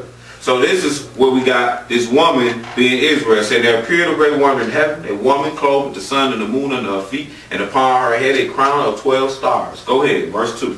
And she being with child cried, travailing in birth, and pain to be delivered. Right. So the church or this woman was about to have a child. Go ahead. And there appeared another wonder in heaven, and behold, a great red dragon, having 7 heads and 10 crowns, and 7 crowns upon his head. All right, so we're going to understand this part of this dragon as well. It said, and behold, a great red dragon having 7 heads, we're going to understand that, 10 horns, and 7 crowns upon his head. And we're going to even get into why this is called this here too. We're going to clear up a lot of this. We're going to really understand Satan in this Bible by the time we're done. So he said, there appeared another wonder in heaven, and behold, a great red dragon. So the first wonder was this woman. The next wonder was this dragon, and it had 7 heads and 10 horns. These 7 heads represents the kings of this dragon. Okay, and 10 horns, and 7 crowns were upon his head. And what happened? Verse 4. And his tail drew the 3rd part of the stars of heaven, and did cast them to the earth. And the dragon stood before the woman which was ready to be delivered, for to devour her child as soon. So this is that enmity that we read about in Genesis chapter 3. Notice here it said this woman was going to give birth to a child, and it said, but that dragon stood right there and was trying to like make sure that it was going to be a problem. Now when you pay attention to the scriptures and you see when Jesus was born, shoot, Herod was trying to make sure, I think it was Herod, but he was like kill all the babies from a certain time age. See, that was Satan that was behind him at that time, trying to get rid of Jesus so Jesus couldn't come and die for the sins of the world and undo the work that he had done all the way back in Genesis chapter 3. So it said she brought forth the man child, and whom was to rule all nations with a rod of iron, and her child was, I'm sorry, go ahead, read verse 5. All right, and at the end, her child as soon as it was born. And she brought forth a man child who was to rule all nations with a rod of iron, and her child was caught up unto God and to his throne. Go ahead. So that's nobody but Jesus who's caught up to God. That's how we know that this woman is the church, because this woman, Jesus came from Israel. This woman is Israel. Jesus came through Israel. This is the only time we got a woman with seed here in the whole Bible. But we also saw in Genesis 3 where the Lord said, I'm going to put enmity between your seed and between the serpent's seed. But go ahead, verse. And if you see who tried to destroy this Jesus, it was the heads of the church who he was dealing with right there in John chapter 8. But go ahead, verse 6. And the woman fled into the wilderness, where she had a place prepared of God, that they should feed her there 1,260 days. All right, that's another subject. But we see that the woman went for her safety. She didn't get raptured up, but she went to the wilderness for 1,260 days, and that's during the Great Tribulation period.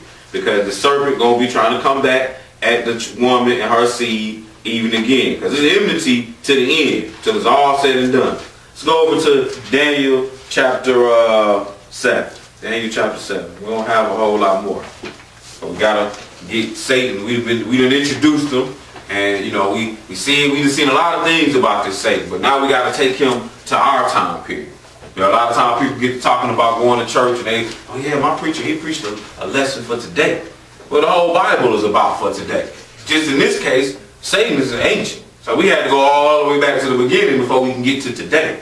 But we're going to bring them all the way to present day 2013 USA. Daniel chapter 7, and let's pick it up at verse 1. In the first year of Belshazzar, king of Babylon, Daniel had a dream and visions of his head upon his bed. Then he wrote the dream and told the sum of the matters. Go ahead. Daniel spake and said, I saw in my vision by night, and behold, the four winds of the heaven strove upon the great sea. Go ahead. And four great beasts came up from the sea, diverse one from another. The first was like a lion, and had eagle's wings. So we got these great beasts here. They said the first one was a lion with eagle's wings. And this represents Babylon. We're just going to put old baby up here.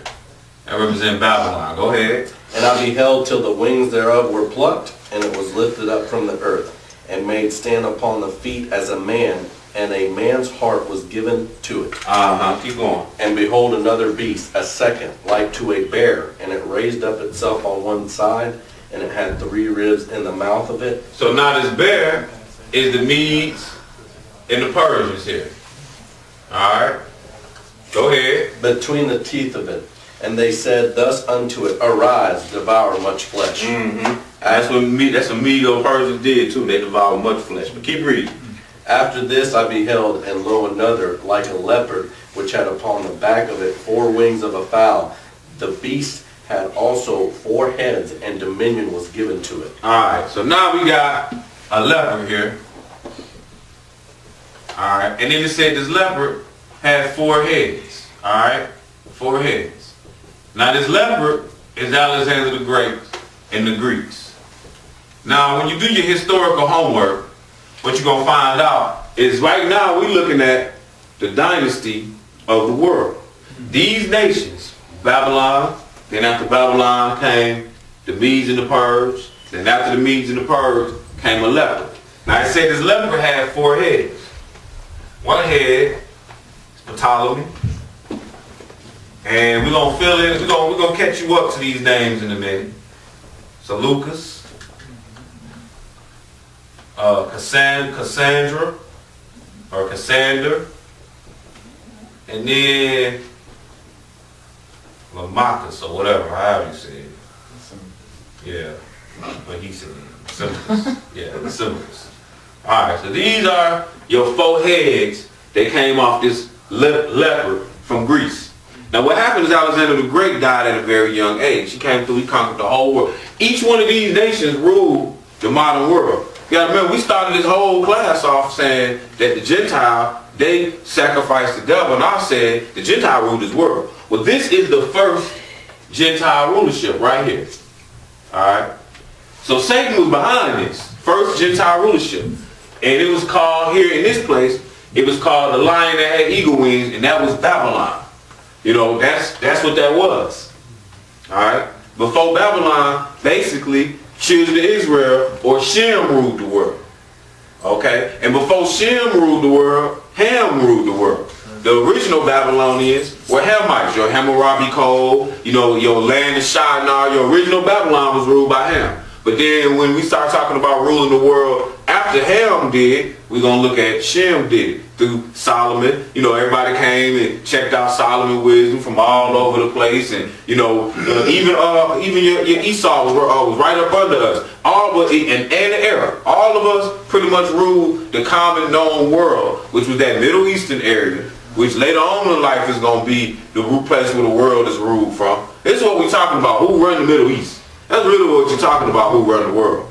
You know, that's what the controversy is right now. Who can run the Middle East? Because the Middle East is the capital of the world. That's what most people, most people when you think about it on the surface, they don't think about it. But when you look at it on the map and you think about what we war, they're not warring over Rome right now. They war over the Middle East. Whoever ruled the Middle East rules the world. Alright? And really, the white man runs all of it. And when I say the white man, the Gentile dynasty. The lion, the bear, the leopard, and then the leopard was broken down to 4. Now, what verse are we at, bro? Number 7. Alright, read verse 7, because then there was another beast that came out of that. And this beast here was described in another type of capacity. Go ahead. After this I saw in the night vision, and behold, a 4th beast, dreadful and terrible, and strong exceedingly. Okay, so we got this terrible beast. I know I spelled that wrong, but we ain't gonna worry about it. The terrible beast. Man, look at that. My spelling sucks. I always have. But you know, they make dictionaries. Oh, for real. They make dictionaries for that. So I don't care about how it works. And then, you know, you get to typing and it just tell you, oh, you spelled it wrong. Click it right here. I done figured it out. So you might not know, but my spelling sucks. But you got this terrible beast, this 4th one. This is Rome. Alright? Now Rome, it said, read, let me see what we were, verse 7. It said that he was cast down, verse 7. I saw him that came close to the, I'm going to the, what are we in, chapter? 7. Oh, shit. I'm jumping 7 verse 7. Yeah, maybe so bad I jumped to chapter 8. And I'm looking at it and it's still talking about the same thing. Right? So I'm like, wait a minute, I can hear him say that. Okay, 7 and 7, I'm sorry. It's after this I saw in the night vision, behold, a 4th beast, dreadful and terrible, strong exceedingly. So this is the description of Rome right now. He's called, and this is the monster. When I say this is the monster, Rome is the monster. I mean, when I mean that, like, for example, Rome kicked everybody's butt until the day they fell. Then even when they fell, they came back so strong that the world didn't even realize they back. You know what I'm saying? But they came back through other kings. Charlemagne, Charles V, Justinian, Mussolini, Napoleon. I might have named them. It seemed like I might have missed one. But I definitely know them all. But they came back with 6 different kings. And what these kings all came back, when you just go Wikipedia them, when you just go look them up, you'll see that they all came back in the name of the Holy Roman Empire. That's how they all came back. Alright? So that's what this 4th terrible beast is Rome or the Holy Roman Empire. Just depending on what kind of time you talk. And that's who came in after these 4. See, these 4, when Alexander the Great died, his kingdom, which is the known world, was split up by into these 4's hands. And one of them, let's see, maybe, not sure, so you don't have to quote me on this, but I think Cassandra's, I don't know. I know who it wasn't. But one of them ended up running down into the Roman Empire. But really, Rome kind of came from the west on them. The people of Gaul or something, they came in and just kind of, took over. But the way they took over was a little different. Because, when Babylon took over, when anybody else take over, they take over. And you do what we say do. But now, they didn't come to take over like that. They let you keep your God. Let you keep everything you have. Matter of fact, that's what Plato was putting on Alexander the Great. You know what I'm saying? Like, look, we just want to conquer them and we want to take their soldiers and make their soldiers ours. They pay us tribute and we adopt some of their customs. And then that's why you got, when you look on the map, you got all the way running from Egypt going all the way over to India. You got Alexandria, a city somewhere going, it's like a line. You can almost connect the dots of Alexandria that's running. That's what Alexander was learning from his philosophical teacher. Now he died, he was that leper, he had 4 heads, created these 4. They reigned for a minute, through their dynasties, however. But then Rome came in, and Rome was called in the Bible this great and terrible beast. All these belong to Satan now. Because when you go read, matter of fact, if we're going to read in a minute, where this dragon is going to be called, like we saw, how did he describe the dragon in chapter 7? I think he said he had 7 heads. In chapter 12, Romans, I think he had 7. Right, 7, right. We're going to see that some more. I think he said here, he said, and there appeared a dragon, a woman, and there appeared a woman in heaven, behold, a great red, having 7 heads and 10 horns and 7 crowns upon his head. So we're gonna still catch up on that because we ain't quite got it yet. But we putting it together actually. Because in reality, we done picked up 7 up there already, believe it or not. We got 1, 2, 3, 4, 5, 6, 7. So we done got 7 up there already because this 4 is that 1. But we're gonna see some more though. We're gonna see some more clarity though. Where are we? Verse 8. We're middle of 7. Middle of 7, chapter 7, middle of verse 7. Daniel, go ahead.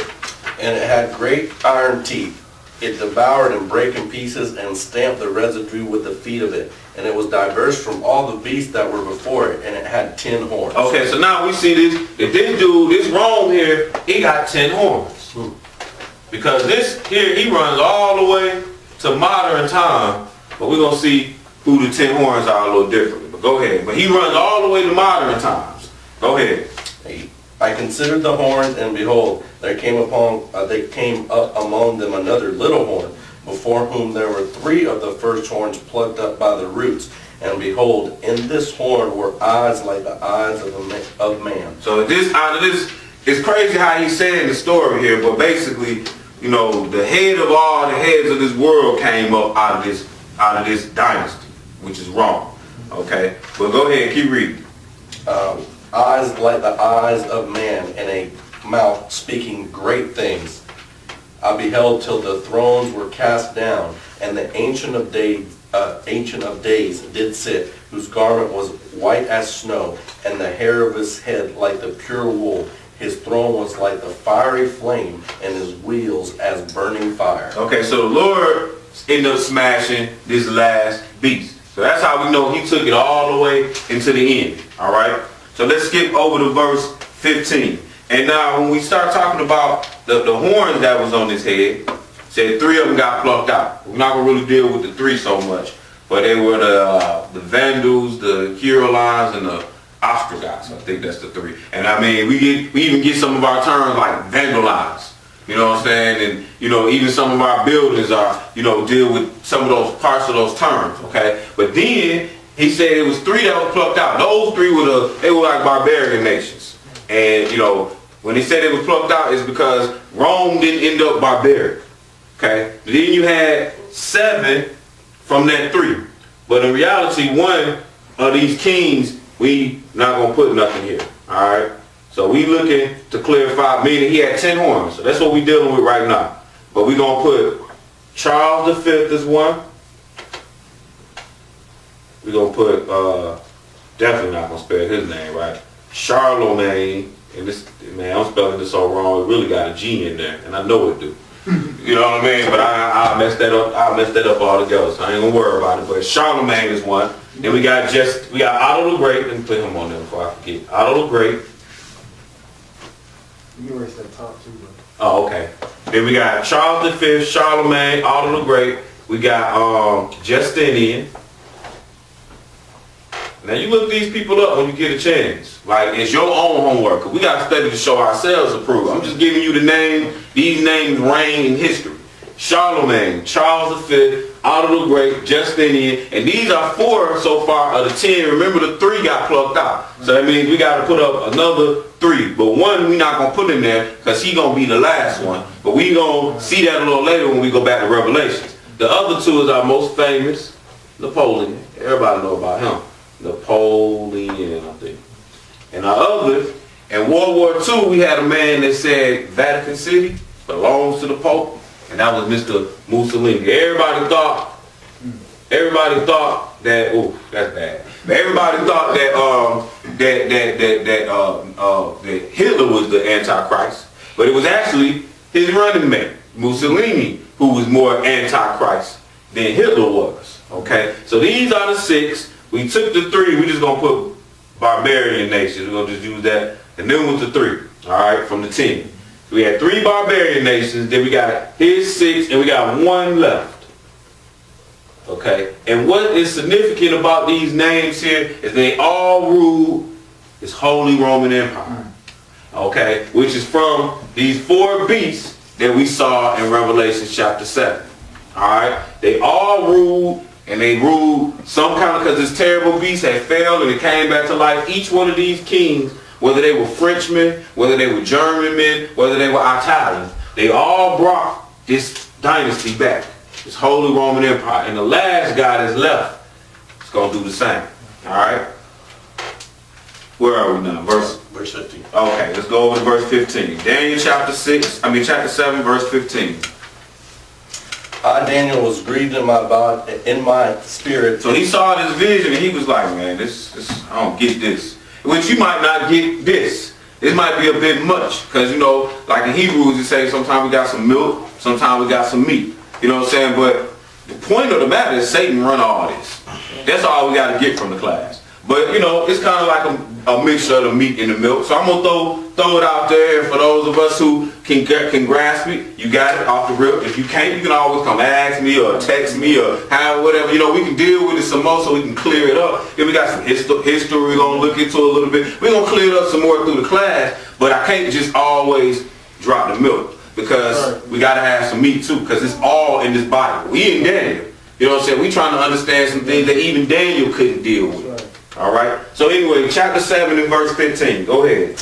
I, Daniel, was grieved in my spirit in the midst of my body, and the visions of my head troubled me. I came near unto one of them that stood by and asked him the truth of all this. So he told me and made me know the interpretation of the things. These great beasts which are 4 kings, which shall arise out of the earth. So we seeing here that the great beasts, and we done kinged out up here. That's all we got up here. It's kings. We got generals here. We got nations here. We on the right track. Go ahead. Keep reading.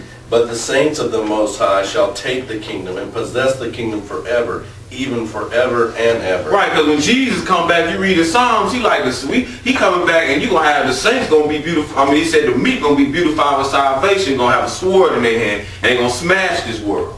So the last king, wherever we going to find him shortly, but wherever he is and who he is, he gets beat up by the saints of this world. These kings here, they ruled the world, and they did it with ease. And even the last king going to be able to do it with a little ease for a little while. But go ahead, keep reading. Then I would know the truth of the 4th beast, which was diverse from all the others, exceeding dreadful. See, it said it was diverse from all the others, so an exceeding dreadful. That's why this is all the 4th beast.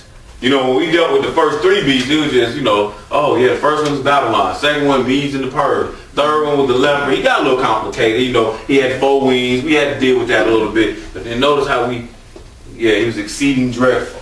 You know, because he did more than just rule on the physical capacity of the world, he also ruled spiritually. Because like I was saying, he brought Holy Roman Empire back. You know what I'm saying? The Holy Roman Empire is who's responsible for things like the Spanish Inquisitions. You know what I'm saying? They responsible for running Esau up out of Europe and end up getting them down to where they need to be for the end times. You know, because Esau was all up through Europe, but then that Black Plague came, and you know, it was like the European was like, it's them.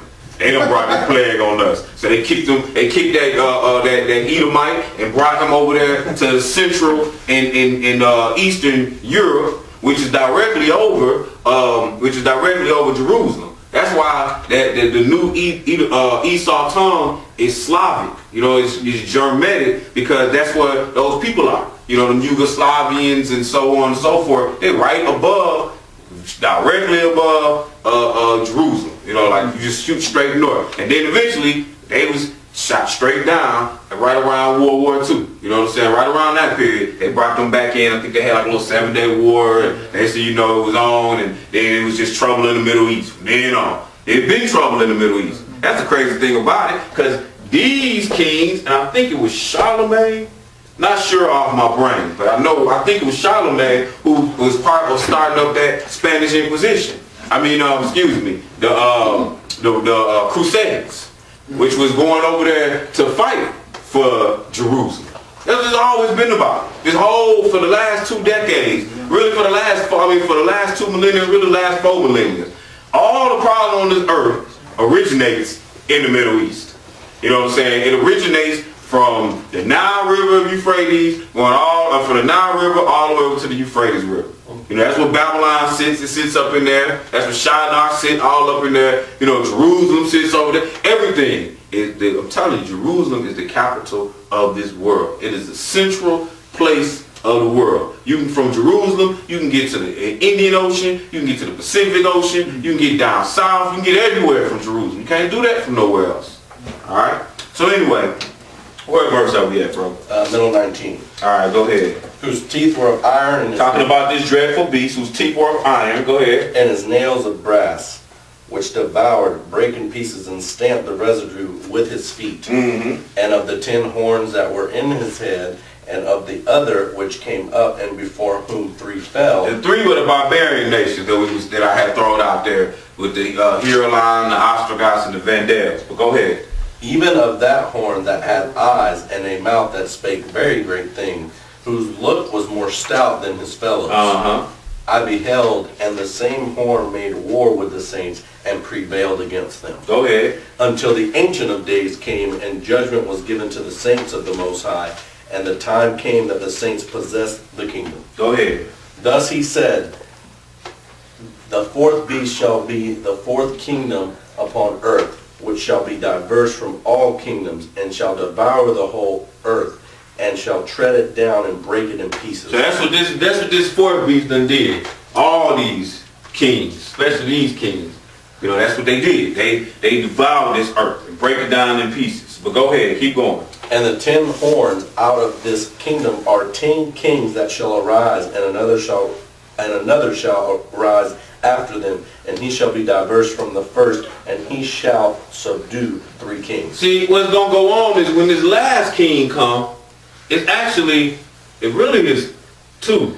That's really what it is. But they rule at the same time. Alright? It's really 2. And you're gonna have one that's gonna be military minded, and then you're gonna have one who we know as the Antichrist. Alright? So he called the false prophet, and he called the beast. When we get to this revelation that we're gonna look at. Alright? Ooh, that's bad. Alright? So these are what we got that we're dealing with here. So you got that 7, but then it started talking about that 1. Read that verse again so we can see this a little bit. Where? Verse 24? Yeah, read 24. Go ahead. And the 10 horns out of this kingdom are 10 kings that shall arise, and another shall arise after them. So it said 10 kings, and we recognize the 3 barbarian nations. Then we got 6, and then we said it was 1 left. All right, but then it was saying another was gonna come out. It was gonna come up out of there. So really, what we try to do is we're gonna split this 1, because when it's all said and done, you're gonna have a military leader and you're gonna have a religious leader. That's what this is gonna boil down to. See, all these dudes here, like Napoleon, he was knighted by the Pope.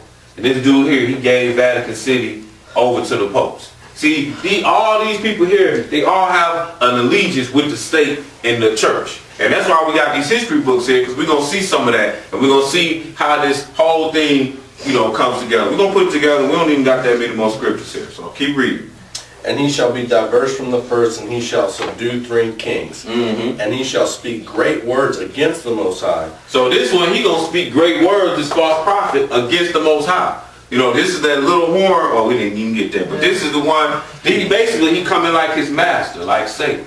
That's what he coming like. That's who is controlling him. Go ahead. And shall wear out the saints of the Most High. And he gonna come with that enmity between the woman. See, he's fitting everything. Everything fits itself together. Go ahead. And think to change times and laws. And he done so did that. One of the laws he done changed is the Sunday church blue law, whatever they call it. People don't even know it's on the books. You're supposed to go to church on Sunday. It's on the books.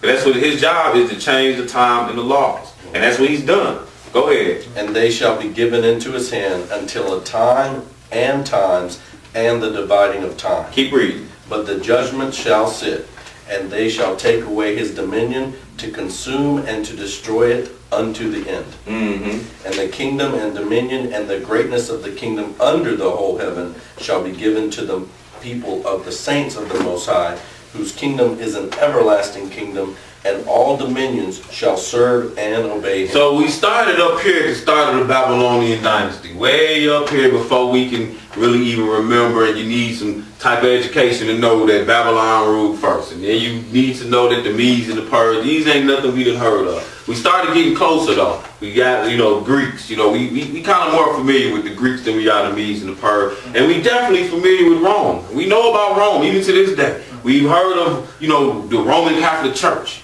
That's what we've heard of, the Roman Catholic Church. But it was Rome at first, which we call a terrible beast. And it ran, and we might have heard of some of these names. Some of these names may not be familiar, but most of us heard of the last two, Napoleon and Mussolini. Most of us have. And then this last one, he's going to be here until the Ancient of Days comes to destroy him. All right, so that's when this is the start of this dynasty. This is what that vision was about that Daniel saw. He saw some prophecy. So when you cut on Charles Hagee on TV, I'm gonna tell you he ain't got nothing on this. He gonna screw this up, So I'm just letting you know we got some high intel going on today. You know what I'm saying? We dealing with some real prophecy, but we gonna properly put it out here. All right, so let's go over to Revelation chapter 13. Yeah, I used to watch those guys on the TVN and stuff, and Alex Haley, Alex, the other guy, he's another one, Alex something. I got his books at home, but he was, I would try to pay attention to how he break down these prophecies, and he sucked, So, and I thought that they was getting it, but when the Lord really opened my eyes to some understanding, because these folks would have Jerusalem, they have the children of Israel in Jerusalem in 1940 something. Wrong move. You know what I'm saying? The children of Israel are not in Jerusalem right now because the world is not at peace. That's the best way to answer that. Revelation chapter 13, and let's pick this up at verse 1. So make sure you get a good look at this chart because it might be coming down. We might got a little more to write on here. So, what's that? Go ahead. Oh, okay. Revelation 13. Oh, okay. Oh, got a little more room with that.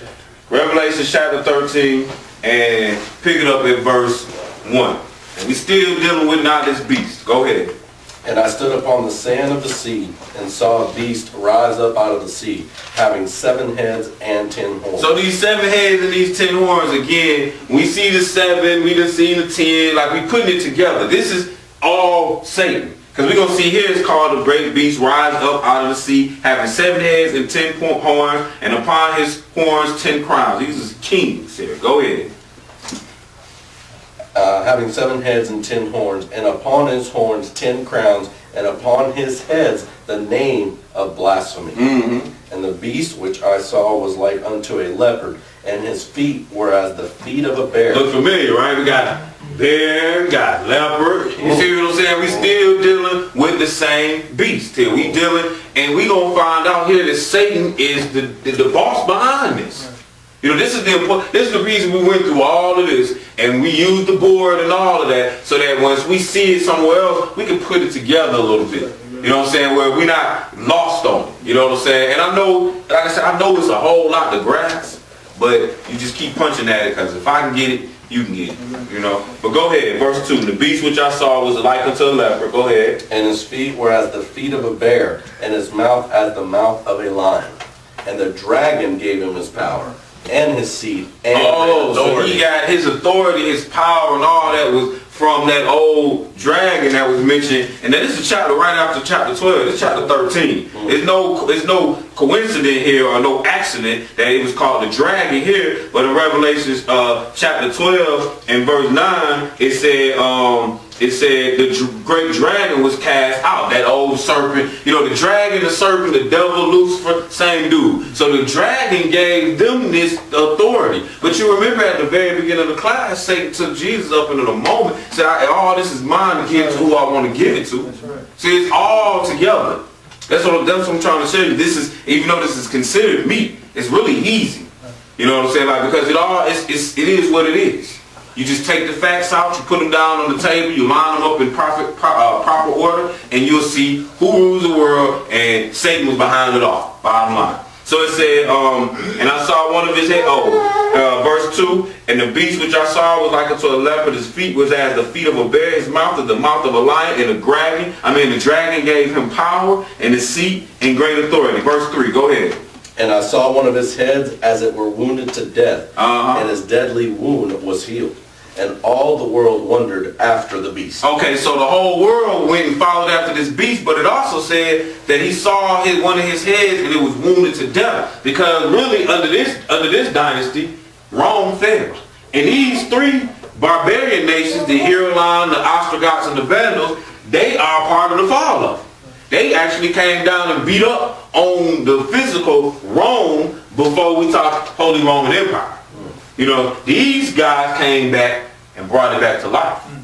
Okay? Because it said here, and I saw one of his heads as it were wounded to death. And his deadly wound was healed. And all the world wondered after the beast. And they still wonder after this beast. That's where your Christmas come from. You know what I'm saying? The Christmas come from this beast. They still wonder after this. I'm talking about Christmas as we know it today. With the tree, with the little star that we put on there, and the lights that come around, and us getting up under there giving gifts, calling on Santa Claus. You know, that's all. See, they didn't do it like under these dynasties. They didn't do like we do now. You know, they did it different. You understand? They still worship their God, but they did it different. You know, we call it Christmas. They didn't call it Christmas. They were the solstice or whatever they was calling it. You know what I'm saying? Well, we got this. This is us now. We still in this. They didn't call the worship of a star of Easter. We call it Easter.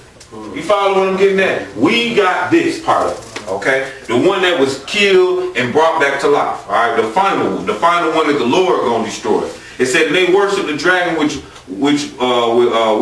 gave power unto the beast. And they worshiped the beast, saying, who is like unto the beast? Who is able to make war with him? So everybody worshiped this whole beast here. Go ahead, verse 5. And there was given unto him a mouth speaking great things and blasphemies, and power was given unto him to continue 42 months. So again, we got a 1260 day period, 42 months, 3.5 years. This is some stuff that we're going to probably bounce out there on more regular basis, or we're going to bounce out there some more times, but that's the time of the Great Tribulation period, not 7 years. All right? No rapture either. We ain't read that. I don't know how long. We ain't read that ever since we've been doing these classes. We ain't never read about no rapture out the Bible. But 42 months is how long we got that this dynasty gonna rule in the end. Go ahead, verse 6. And he opened his mouth in blasphemy against God, to blaspheme his name and his tabernacle and them that dwell in heaven. And it was given unto him to make war with the saints and to overcome them. And power was given him over all kindreds and tongues and nations. Okay, so the dragon gave this beast the power, and this beast had power over the whole world. Again, back to our title, Satan is king of this world. It's just that simple. We like to think God run the world, and yeah, he controls everything. There's no question about that. Satan's king of this world, though. Go ahead, keep reading. And all that dwell upon the earth shall worship him, whose names are not written in the book of life of the Lamb slain from the foundation of the world. If any man have an ear, let him hear. He that leadeth into captivity shall go into captivity. He that killeth with the sword must be killed with the sword. Here is the patience and the faith of the saints. Okay, that's good. Let's go over to Revelation chapter 18. And for your own notes on your own time, when you get into Revelation 13, the rest of that chapter was literally dealing with this false prophet. We just dealt with the beast. We dealt with the entity of Rome. But it was literally dealing with this false prophet. But we're not going to deal with him directly out of Revelations 13. But the rest of that is literally dealing with him. All the way down to here's wisdom, let me get, the number, his name, the 666 thing, all that, vicarious full of die. That's right there in that chapter. We're not going to deal with that today. Let's go over to Revelation chapter 18 and verse 2. Revelation 18 and 2. When you get there, go ahead and read. And he cried mightily with a strong voice, saying, Babylon the great is fallen, and is become the habitation of devils, and the hold of every foul spirit, and a cage of every unclean and hateful bird. So Revelation is a whole book of visions. So this vision in particular is showing you that this Babylon the Great, which is what started all this, is falling. Right, it is going to fall. We're not talking about right now. It's saying once it's fallen, this is what's going to be said. But notice what else it said. And he cried mightily with a strong voice, saying, Babylon the Great is fallen. It's fallen. It has become the habitation. So Babylon the Great is the habitation of devils and the hold of every foul and of every unclean and hateful bird. So we're talking about unclean spirits. That's what's here. Like, like that, all that, murders, people doing all this killing, they got spirits in them, and these sexual demons, these spirits in them, and all the different lust and all the evil that's here that you see. That's because you got all these, every unclean and hateful bird or spirit is here. Like whatever evil that can be composed of, thought of, even stuff I can't probably think of, and I probably just never would think that somebody could do something that dumb. But this is the place where they all live. Then verse 3, read that again. Go ahead. Number 2 again? No, verse 3, I'm sorry. For all nations have drunk of the wine of the wrath of her fornication. It say all the nations done drunk of this. So America ain't just the wickedest place of them all. Go to Europe. They doing wickedness over there. Go down there to Africa. They doing wickedness over there. They are doing wickedness everywhere.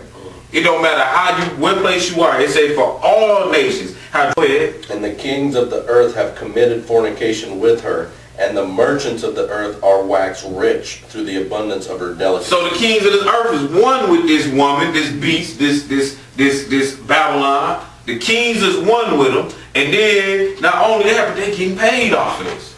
That's why yesterday the Black Friday was just ridiculous.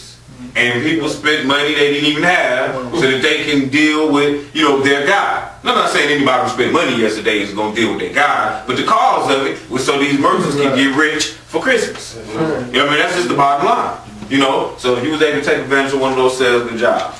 But, that's what was going on yesterday. All right. So let's go over to 1 Timothy chapter 4. Because we going to pinpoint this last days, where we are now. Like I said, we don't really have a whole lot more in comparison to where we've been, but we're going to finish this.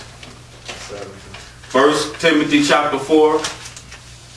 After this, we're going to go into our last 2 million years so we can see some history, and we're wrapping it up. But I enjoy teaching stuff like this because it just lets us see how smooth God is, that he could just put it all out there and show you that, look, this high, I'm going to line this king up, and this king going to be here, this king, and we're going to run it all the way down to the end because I wrote the end at the beginning. And you're going to be able to find it using the Bible, the words that I left you. It's just marvelous to me. And like I said, we don't even have, I could probably throw another 20 scriptures into this class to fit it even more perfect. But I ain't going to do it like that. 1 Timothy chapter 4, and let's pick this up in verse 1. Now the Spirit speaketh expressly that in the latter times some shall depart from the faith. Now you got to remember that this last beast is going to be here until the Ancient of Days come. Now Paul say the Spirit tell us expressly that in the latter times some shall depart from the faith. Go ahead. Giving heed to seducing spirits and doctrines of devils. Right. Speaking lies and hypocrisy, having their conscience seared with a hot iron. Go ahead. Forbidding to marry, and commanding to abstain from meats which God hath created to be received with thanksgiving of them which believe and know the truth. I used to hate when we'd be out here dealing with the gospel and somebody would come there to that verse. Because, I'm telling folks you can't eat pork. Well, we're going to find out, that what this is really all about. And, we're going to find out that this is more to this just me saying you can't eat pork. It said the spirit, they're going to be speaking lies and hypocrisies, having their conscience seared with a hot iron, forbidding to marry and commanding to abstain from meats, which God have created to be received with thanksgiving. So we're going to go over into our last 2 million years, page 216, the growth of the monasteries. And this is something that came with the Roman Catholicism, growth of the monasteries. And we can go ahead and pick that up at the top. Growth of the monasteries. In every country, the popes had another powerful and dedicated instrument, the monasteries. Okay, so we talking about the Pope, and we basically one of his ways to commit. You know, the Pope not gonna be in every city at every minute. So the way he's in every city in every minute, instead of, you know how like God got angels and the priesthood had, you know, a priest that was in every, you know, every little time. Well, the Pope, he got little monasteries. And these monasteries got your bishops and your nuns and so on and so forth. Okay. Now we said here that it said in the last day, there was going to be some people that was forbidden to marry and commanding for you to abstain from meats. We're going to find them in history. We're going to find who this talking about, who Paul was talking about when he was talking to Timothy. Go ahead. The notion of withdrawal from the world to escape from its vices and seek salvation through self-denial and even physical agony was very old. Okay, so he's saying that these people here, they about to get away from the world to seek salvation from self-denial. They going to seek salvation through self-denial. So they're going to leave the world, isolate themselves, and they're going to basically, this is how they're going to seek their salvation. They didn't say that they were going to go and meditate in these scriptures and fast and pray. They're going to self-deny themselves. Go ahead. Saint Simon Stylites set a standard for victory over the flesh when he spent 35 years on top of a pillar 60 foot high at Telanessa near Antioch in Turkey. But the monks, as well as withdrawing from the world, also returned to it. Their energies renewed by prayer and meditation to carry out the work of Christ. Okay, so this is history, and they dealing with who they, you know, they think they dealing with Jesus Christ, but this is a history book. And when I say this is a history book, because we listening to what took place. You know, they think that they was dealing in Christianity, but there's something else. But we'll get there later. Keep reading. Monasticism in the West owed its shape largely to one man of vigor and command. Okay, let's get down to that part right there. No, yeah, good. In 529, Benedict drew up his rule, or regula, which was gradually adopted by most monasteries in the West. So this is the rule that basically most of your monasteries, or your places where your nuns come from. All right, this is what they did. Oh, this is their rule. Go ahead. The regula required the monks to take vows of poverty, chastity. So it said that they were required to take a vow of poverty, like basically they couldn't try to get no money. But then it said in of chastity. So basically they were forbidden to marry, which is what we just read here. Go ahead, keep going. And obedience. And their monastery was organized as a family. Under the abbot, the word comes from the Greek abbas, meaning father. Right, and so they where they got together was like an abbess, but basically it was dealing in honor to who they call Papa, or their father, which is the Pope. And the Lord said you don't call no man father but him, you know. But go ahead, keep reading. Life in 6th and 7th century monasteries was severe but not harsh, being divided between sleeping, working, and praying. The monks had a pound of bread, 2 cooked dishes, and a measure of wine each day, though eating meat was forbidden. Oh, so again, we said here that in the latter times, they said it was going to come, the Spirit speaketh expressly, that in the latter times, some shall depart from the faith, giving heed to seducing spirits and doctrines of devils, speaking lies and hypocrisies, having their conscience seared with a hot iron, forbidding to marry, which we saw about the monasteries. Then it also says, and they were commanded to abstain from meats. We saw this in the monasteries. So this ain't nothing. When I come tell you don't eat no pork and stop fornicating, this ain't talking about me right here. Because I'm going to tell you, let's go eat some lamb. I had some the other day. It was good. I eat meat, but I'm not going to eat pork though. Alright, let's go over to 2 Thessalonians chapter 2. And we're going to pick up this guy here, this priest guy. So we picked him up somewhere else in the Bible just so that we can keep it simple on this and we won't have to go back into Revelation too many more tough times. But Revelations can get you know, the less you deal with it, and notice I said the less you deal with it, the more complicated it is when you read it. So we're not going to put too much of it out there at one time, and we definitely still got to go back to Revelations to wrap this up. But 2 Thessalonians chapter 2, and we're going to pick this up at verse 1. Now we beseech you, brethren, by the coming of our Lord Jesus Christ, and by our gathering together unto him, that ye be not soon shaken in mind, or be troubled, neither by spirit, nor by word, nor by letter, as from us, as that day of Christ is at hand. Remember now, this last beast was going to be here until the day of Christ, till the Ancient of Days came.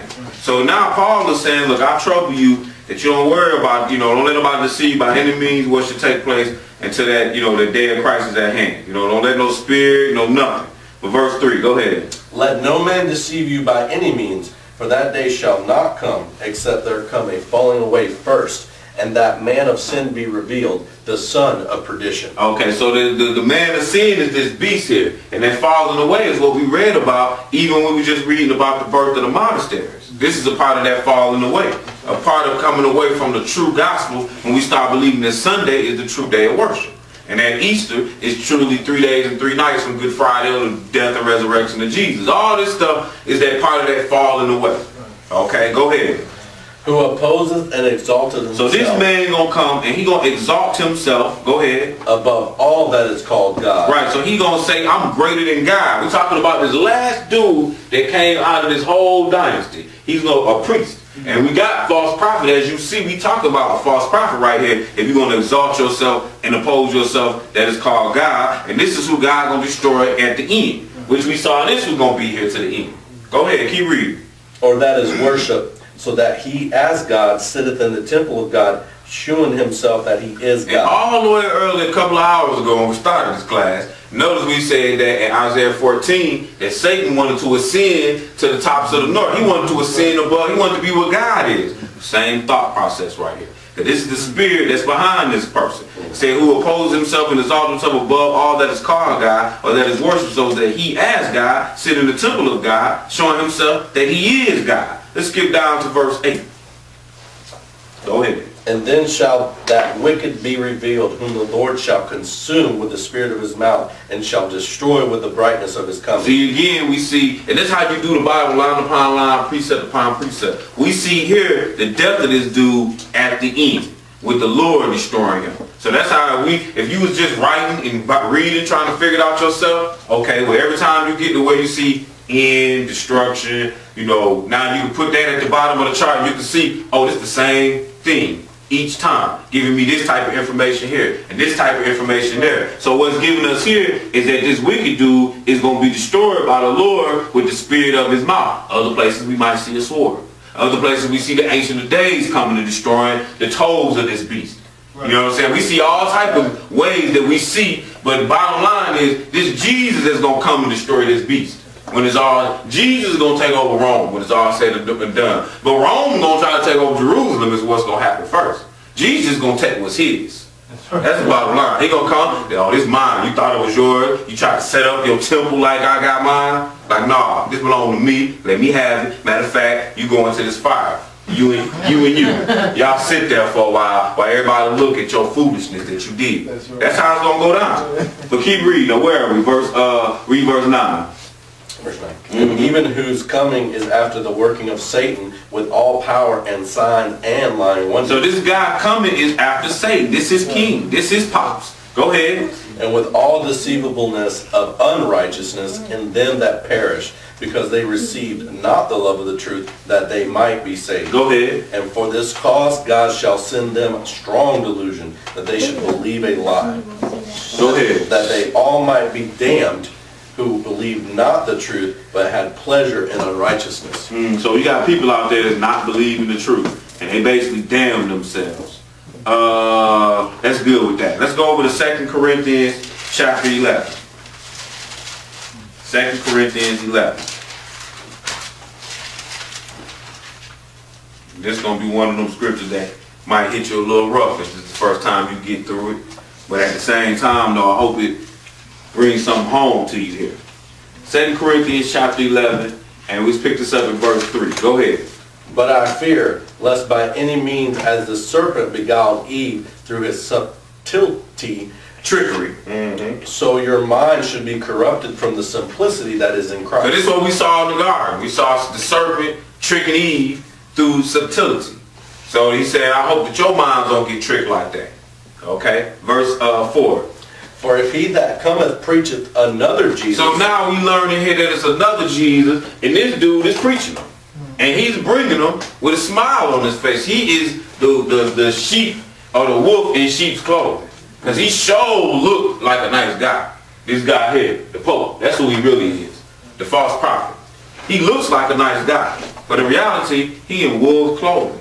And we saw back in Thessalonians that his power came from Satan.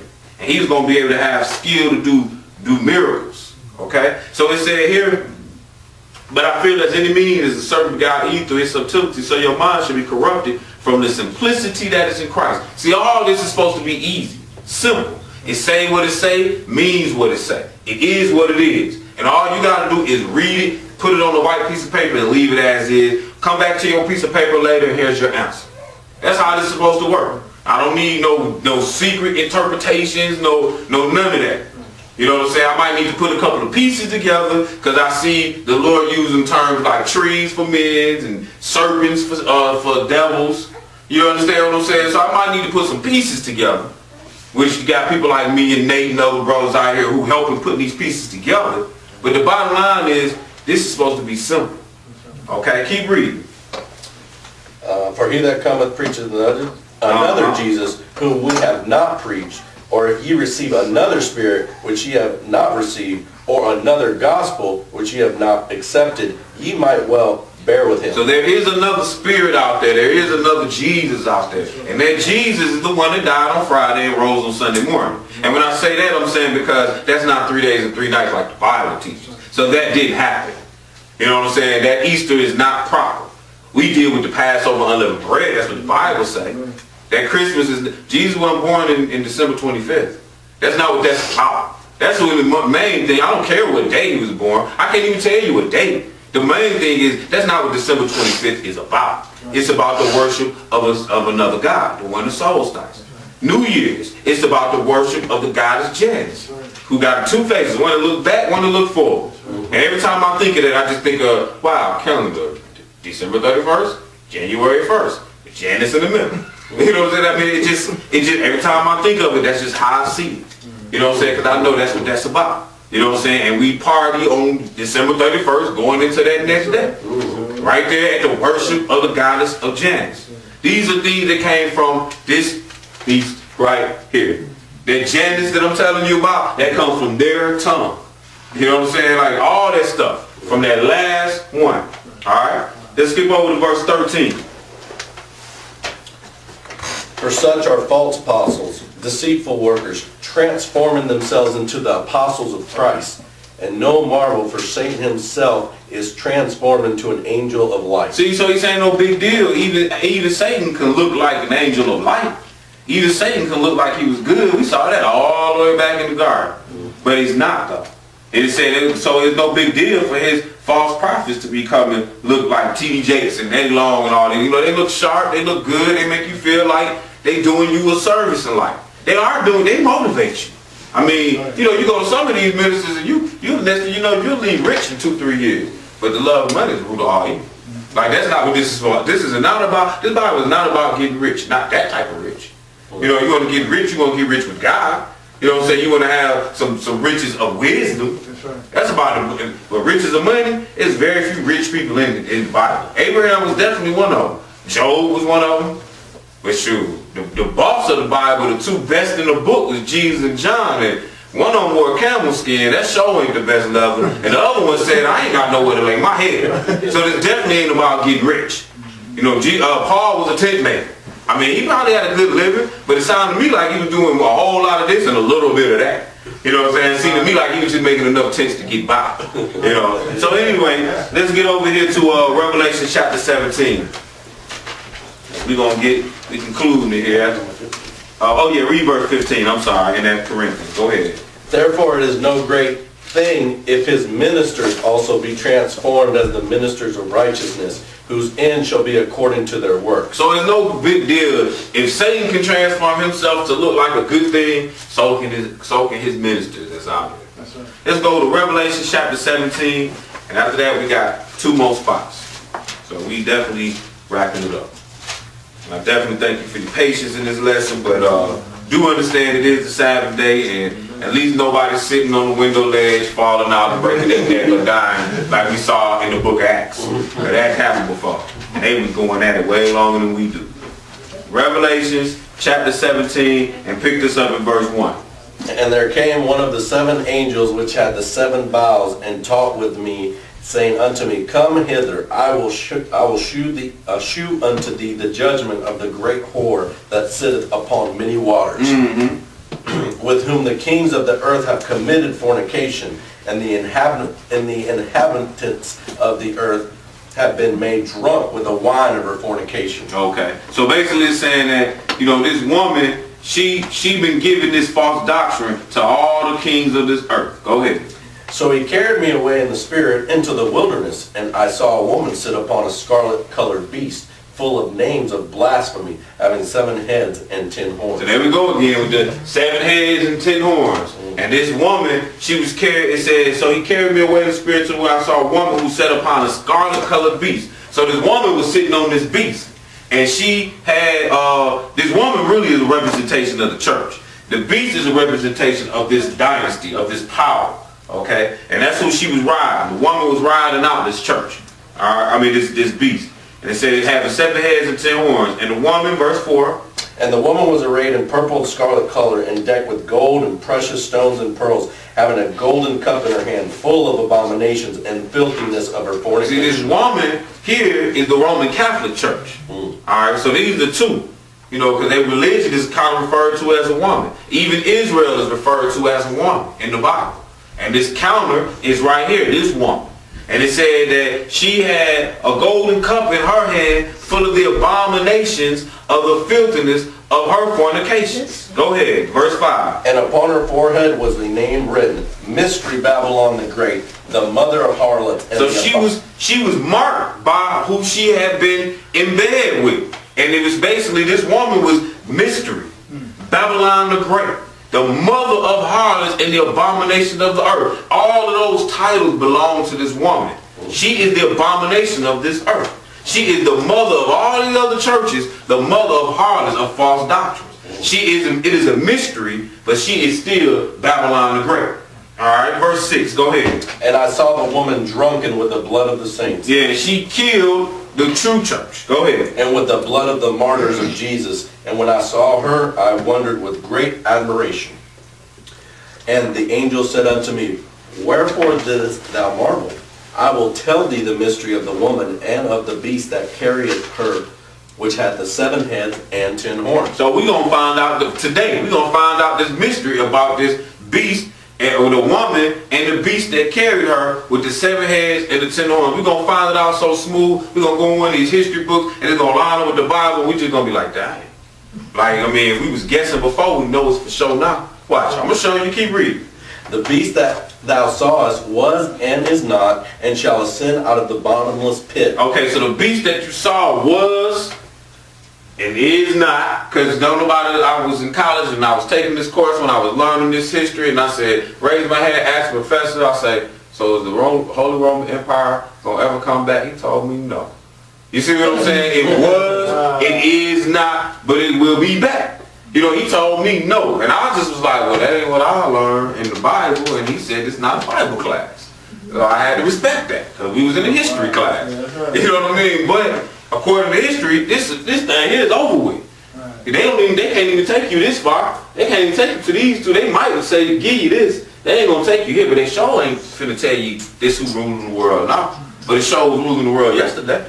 Because I done seen traffic in Atlanta, but shoot, it took me 2 hours to get from one side of town to the other. I don't see that in Atlanta, except for the fact that this world been drinking from that cup, and this world been dealing with the merchants, and it was time to get that money yesterday. And they got paid. There ain't no coincidence the quarter don't start at the beginning of the year. You know what I'm saying? But go ahead, what verse? Verse 8, you see that? Yeah, middle of 8. Okay, start again. The beast that thou sawest. The beast that thou sawest was and is not, and shall ascend out of the bottomless pit, and go into perdition.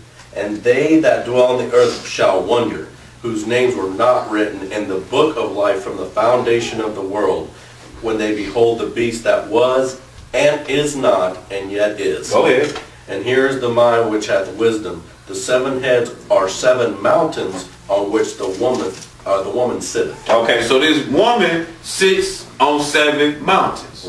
So we're going to find these 7 mountains in the history books. But read that verse 10. And there are 7. No, verse 9 is good. We got to go do the, that's the next part. So we're going to find these 7 mountains here. We're going to go back to our last 2 million years. And we're going to start this off at verse, We're going to start this off here. It's How Rome Shaped the Modern World, page 110. And start at the beginning. Okay. Yeah. The Romans dominated the ancient world for almost 500 years. In the heyday of their empire, they controlled an area that extended from the Atlantic coastline of Spain in the west to the shores of the Caspian Sea in the east, from the misty forests of Britain in the north to the sun-baked deserts of Egypt in the south. So basically, at one point, Rome ruled everything. Because if you wasn't in that spot, you wasn't civilized. That's why we get barbarians from. Because anything north of what we're talking about was barbarians. And anything south of what we were talking about was considered heathens. Because that's where the Africans was. And anything, the Chinese, they just wasn't thought about. Not by the known world. But you got to recognize that China is the adversary to this beast, though. The whole on this earth. You know what I'm saying? So they were never going to be able to deal with China or go up to Mongolia or, up there in Russia. They were never going to be able to run against them. Ever. So that's the part that's left out of that part that he just read when he read to you what Rome ruled. But go ahead. Today, 1,600 years after the collapse of this empire, it marks on the landscape. Now remember, we saw that they said that this beast was and is not and is yet. So we read in history and it said, we're talking about Rome, the collapse of this empire. Go ahead.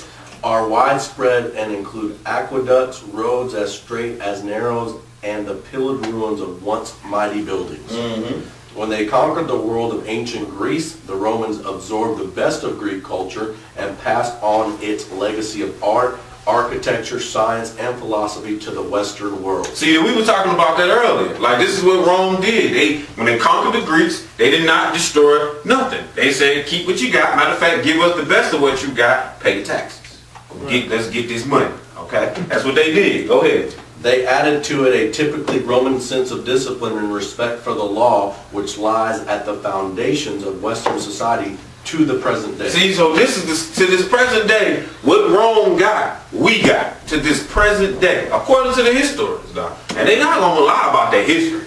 They're really not. They're not gonna say they ruled the world. They ruled the world. So this is Rome telling you that they was ruling the world. Because Rome is making sure you get this book, let you know we got it. Go ahead. Matter of fact, where are you now? Right here. Go ahead, keep reading. What is so remarkable is that this spectacular world power grew out of the vigor and determination of the inhabitants of a single city. Mm-hmm. It was in 753 BC that, according to tradition, Rome was founded on 7 small hills. And we just read in the Bible, it said that these 7, it said, and there is the mind of wisdom, verse 9, and here's the mind of wisdom, which have wisdom. The 7 heads are the 7 mountains on which this woman sit on. Mm-hmm. Now it's showing you here, it said that this one little city is what started all this. And it said that this one little city was started, read this again, Rome was founded on 7 small hills by the banks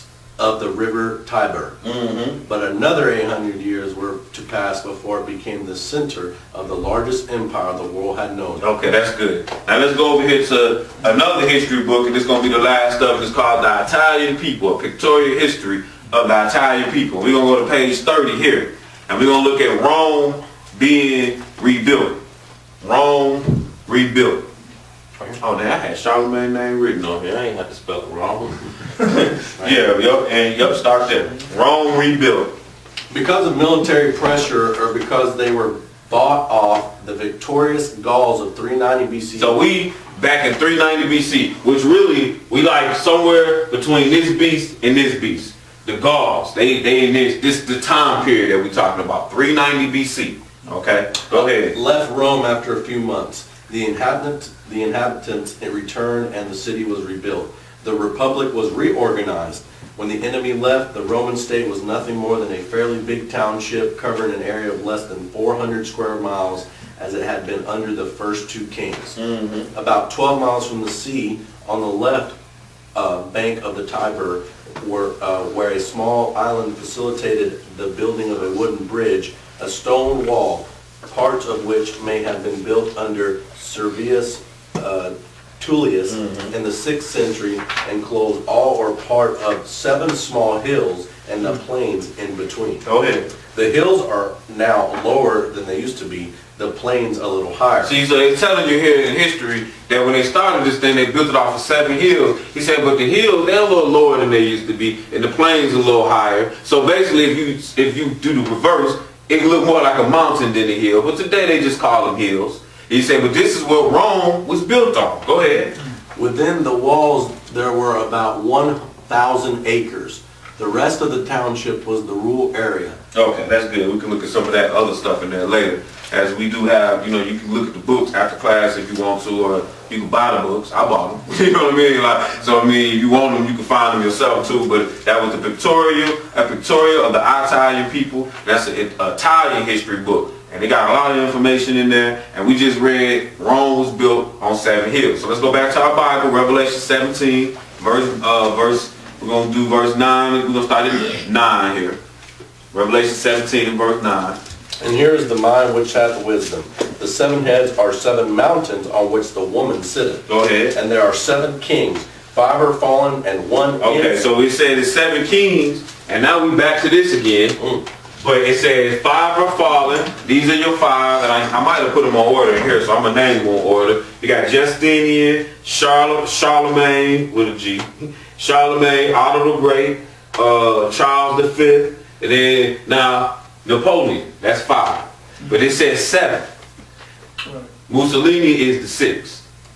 Okay, that's just Mussolini is the 6th. Go ahead, because eventually we're gonna have to get to where we don't got none left.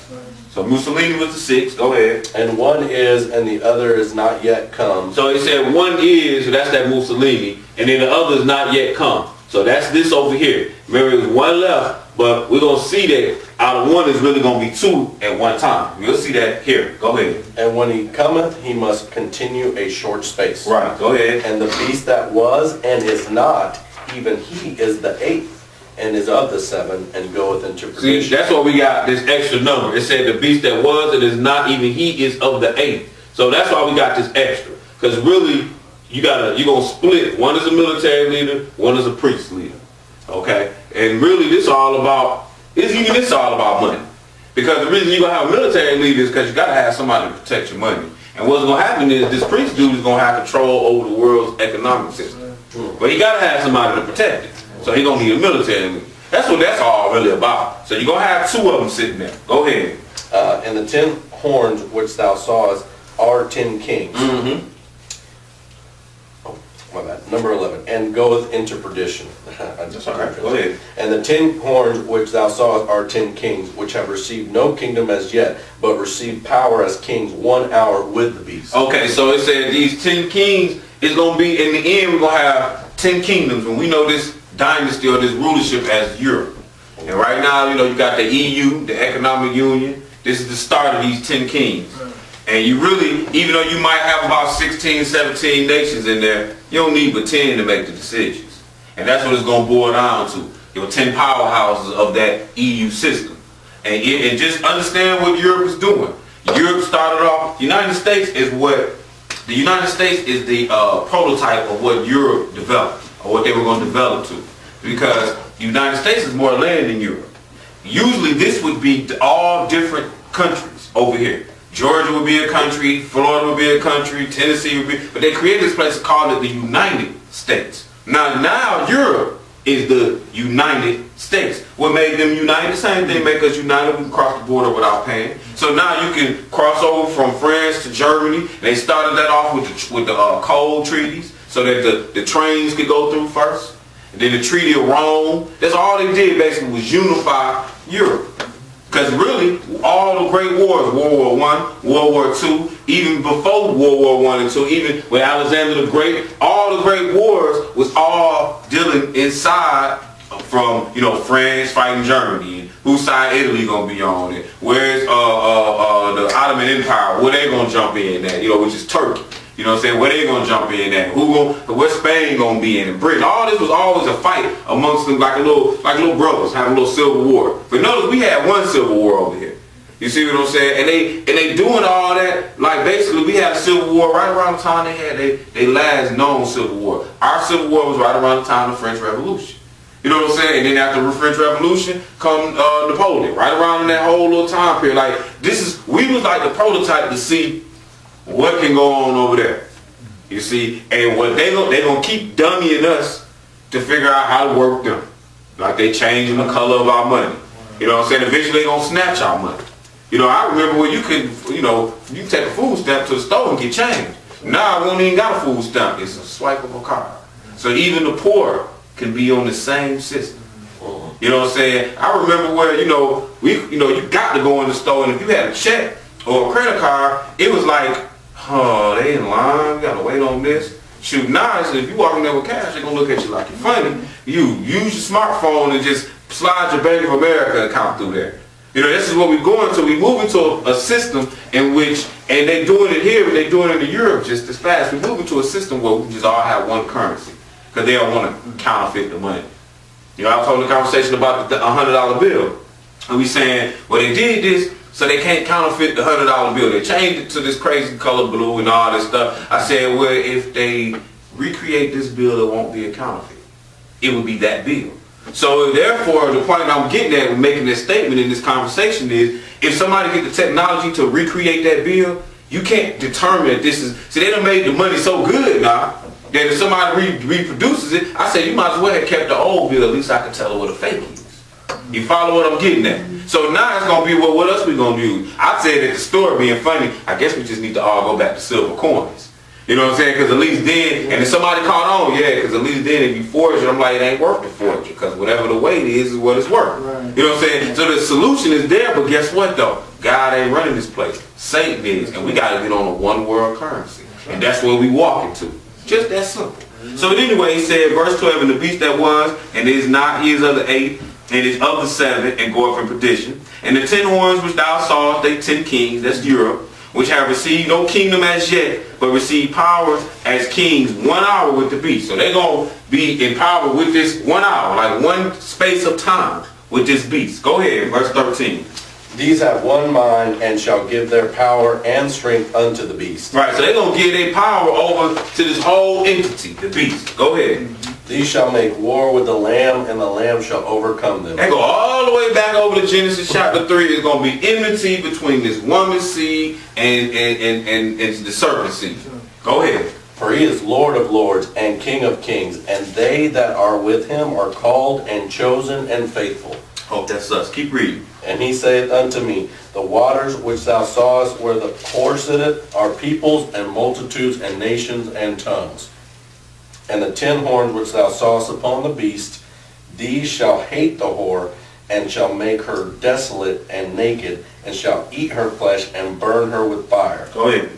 For God had put in their hearts to fulfill his will, and to agree and give their kingdom unto the beast until the words of God shall be fulfilled. Go ahead. And the woman which thou sawest is that great city which reigneth over the kings of the earth. All right, let's go over to chapter 19. And after that, we're going to Corinthians, and we're going to finish it in Ephesians. So we should be shortly out here. Revelations 19, verse 11. And I saw heaven opened, and behold a white horse, and he that sat upon him was called Faithful and True, and in righteousness he doeth judge and make war. His eyes were as a flame of fire, and on his head were many crowns, and he had a name written that no man knew but he himself. and he was clothed with a vesture dipped in blood, and his name is called the Word of God. That's Jesus. But go ahead. And the armies which were in heaven followed him upon white horses, clothed in fine linen, white and clean. And out of his mouth goeth a sharp sword, that with it he should smite the nations, and he shall rule them with a rod of iron. So when Jesus comes back, he's going to destroy them with a sharp sword coming out of his mouth, which is the word of God. Go ahead. And he treadeth the winepress of the fierceness and wrath of Almighty God. And he hath on his vesture and on his thigh a name written, King of Kings and Lord of Lords. And I saw an angel standing in the sun, and he cried with a loud voice, saying to all the fowls that fly in the midst of heaven, Come and gather yourselves together unto the supper of the great God. Skip down to verse 19. And I saw the beast and the kings of the earth and their armies gathered together to make war against him that sat on the horse and against his army. And the beast was taken, and with him the false prophet that wrought miracles before him, with which he deceived them that had received the mark of the beast, and them that worshipped his image. These both were cast alive into a lake of fire, burning with brimstone. Okay, so we see what ended up happening to this beast and this false prophet. They're going to end up going into the lake of fire first. That's what that's all about. So in your notes, you can put Revelations 20, and we're going to go on over to 2 Corinthians chapter 4. That'd be 1 Corinthians 4. I think that's 1 Corinthians 4. I might have wrote the wrong thing down. No, 2 Corinthians 4. 2 Corinthians chapter 4. We got one more after this. And we just basically going to show you that if you don't get this, it's a reason. 2 Corinthians chapter 4. And we're just going to start it at verse 3. No, verse 1. Go ahead. Therefore, seeing we have this ministry, as we have received mercy, we faint not, but have renounced the hidden things of dishonesty, not walking in craftiness, nor handling the word of God deceitfully, but by manifestation of the truth, commending ourselves to every man's conscience in the sight of God. Go ahead. But if our gospel be hid, it is hid to them that are lost, in whom the God of this world hath blinded the minds of them which believe not. So this gospel, if you ain't getting this, and it means that it says, in whom the God of this world have blinded your minds to them which believe not. And we see the God of this world is Satan. So he done came and he got that stopper in front of you that you can't see. Okay? So we learned a little bit about that now, so that we should get a comprehension. It says, but if our gospel hid is hid to them that are lost, whom the God of this world have blinded the minds. So if he wanted to say God did, he just would have said God. He wouldn't have said this world like that. He just said God have done that. You know what I'm saying? Then finish that verse. Lest the light of the glorious gospel of Christ, who is the image of God, should shine unto them. Right. For we preach not ourselves, but Christ Jesus the Lord, and ourselves your servants for Jesus' sake. Okay, that's good. And let's go to our last place, Ephesians chapter 6. Ephesians chapter 6. Like I said, I could have told so many more scriptures with this. So I do appreciate the patience of the ones sitting in the room, because the ones that's online, you can always just come back and check it out later. You could have took a break on me, but it's all good. But the ones that sit here in this room, especially these young fellas, I definitely appreciate your patience. I hope that you learn something as well as how far as Satan is the king of this world. Okay, we're going to finally look at our last place, chapter 6, and start this at verse 10. Finally. So we're going to start it at the final. Finally, go ahead. Finally, my brethren, be strong in the Lord and in the power of his might. So this is all that we, out of all, what is all said and done, this is the most important thing we about to read in this class. Finally, my brethren, be strong in the Lord and in the power of his might. Don't you be worried about the power of Satan that he got over this world, that he ruled this world. So, you know, it's I understand that he brings evil to this world. I understand that. Be strong in the Lord and the power of his might. Verse 11. Put on the whole armor of God, that ye may be able to stand against the wiles of the devil. So you put on the armor of God so you can fight Satan. And what's the armor? I mean, well, he gonna go there, but go ahead. For we wrestle not against flesh and blood, but against principalities, against powers, against the rulers of the darkness of this world, against spiritual wickedness in high places. So he said we don't wrestle against man, we don't wrestle against flesh and blood. Our fight is really against this what we just read about in this whole class is about Satan. That's who our fight is. He's either fighting you mentally and you battling within yourself, or he's behind the person that you're talking to, and it's not a fight between you and your mother physically. You know, it's a fight between the spirit that's in you, which should be God, and the spirit that's maybe in her, which is the devil. So we're going to see how you fight that spirit here. So I'm not going to leave you unequipped. Go ahead. Wherefore take unto you the whole armor of God. So we're going to take the whole armor of God so you can do what? That ye may be able to withstand in the evil day, and having done all to stand, go ahead. Stand therefore, having your loins girt about with truth. So the first thing you need is the truth of the matter. That's what we walk around, the truth of the whole matter. You know, like the commandments is the truth of the matter, the do's, the don'ts. That's the first thing you gotta have, is the truth of the matter. Go ahead. And having on the breastplate of righteousness. Then you gotta be walking in this truth. That's gonna protect you. The fact that you do, you know, you can have the truth. Yeah, Christmas is pagan, right? But why is you still eat pork? You ain't got no righteousness behind you. You know all this, but you ain't doing nothing. So it says, and having on the breastplate of righteousness. Go ahead, verse 15. And your feet shod with the preparation of the gospel of peace. Go ahead. Above all, taking the shield of faith, wherewith ye shall be able to quench all the fiery darts. You can't just be a hearer. You got to be a doer. Have the shield of faith, knowing that you can conquer and win these battles. Go ahead, verse 17. 17. I'm sorry. Finish out 16. Yeah. To quench all the fiery darts of the wicked. And take the helmet of salvation and the sword of the Spirit, which is the word of God. And what we didn't see back in Luke chapter 4 is that when Satan came at Jesus, he came with the word of God right behind him. Each time. That's how you fight the devil. You come with the word of God. Each time. I mean, literally, even if you go, you might not have your Bible in your hand, but you're quoting it word for word. That's good. You might be paraphrasing it. That's fine.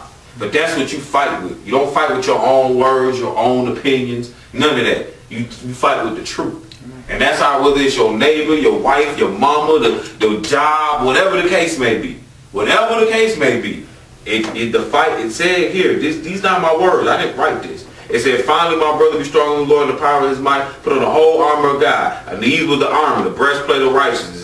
And then it said, so that you could do what? Fight against we don't wrestle against flesh and blood, but against principalities and powers, against the rulers of the darkness of the world, against spiritual wickedness in high places. We're not fighting amongst each other, brothers and sisters. Then it said, you know, take the shield of faith. You know, make sure you got your feet in the gospel of peace. Make sure you got righteousness and truth. Then he said, take the helmet of salvation. That means you're going to keep your head knowing that the ultimate goal is the kingdom.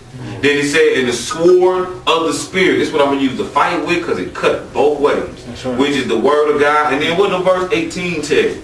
Praying always with all prayer and supplication in the Spirit. Then you got to pray. You got to pray. You can't have a friend unless it's a two-way communication. So you can't just be reading without praying. You know, God can talk to you, but you ain't trying to talk back. No, I don't work like that. You humble yourself and pray. That's what humility is. It takes real humility to get on your knees and face Jerusalem and pray to something that you don't even really know exists. That takes humility. When you really just think about what you said and say, Lord, I need help with my car payment. You mean to tell me you talking to the wall now? You talking to Jerusalem now? No, it takes a real case of humility and faith to get on your knees and pray. Like I say, pray always. And knowing that God answers your prayer. You know, some people be like, I don't know if God hear me. You see what I'm saying? It takes a lot of faith and humility to get on your knees and pray. But this is where the battle is. Praying always with all prayer and supplication in the Spirit. Go ahead. And watching thereunto with all perseverance and supplication for all saints. So with that being said, brothers and sisters, I definitely thank you for your time. And I hope that we learned something. Satan, he's the king of this world. But we can definitely overcome that with the tools that were provided for us in Ephesians chapter 6. So with that being said, praise the Lord, and I hope you got some understanding in Jesus' name.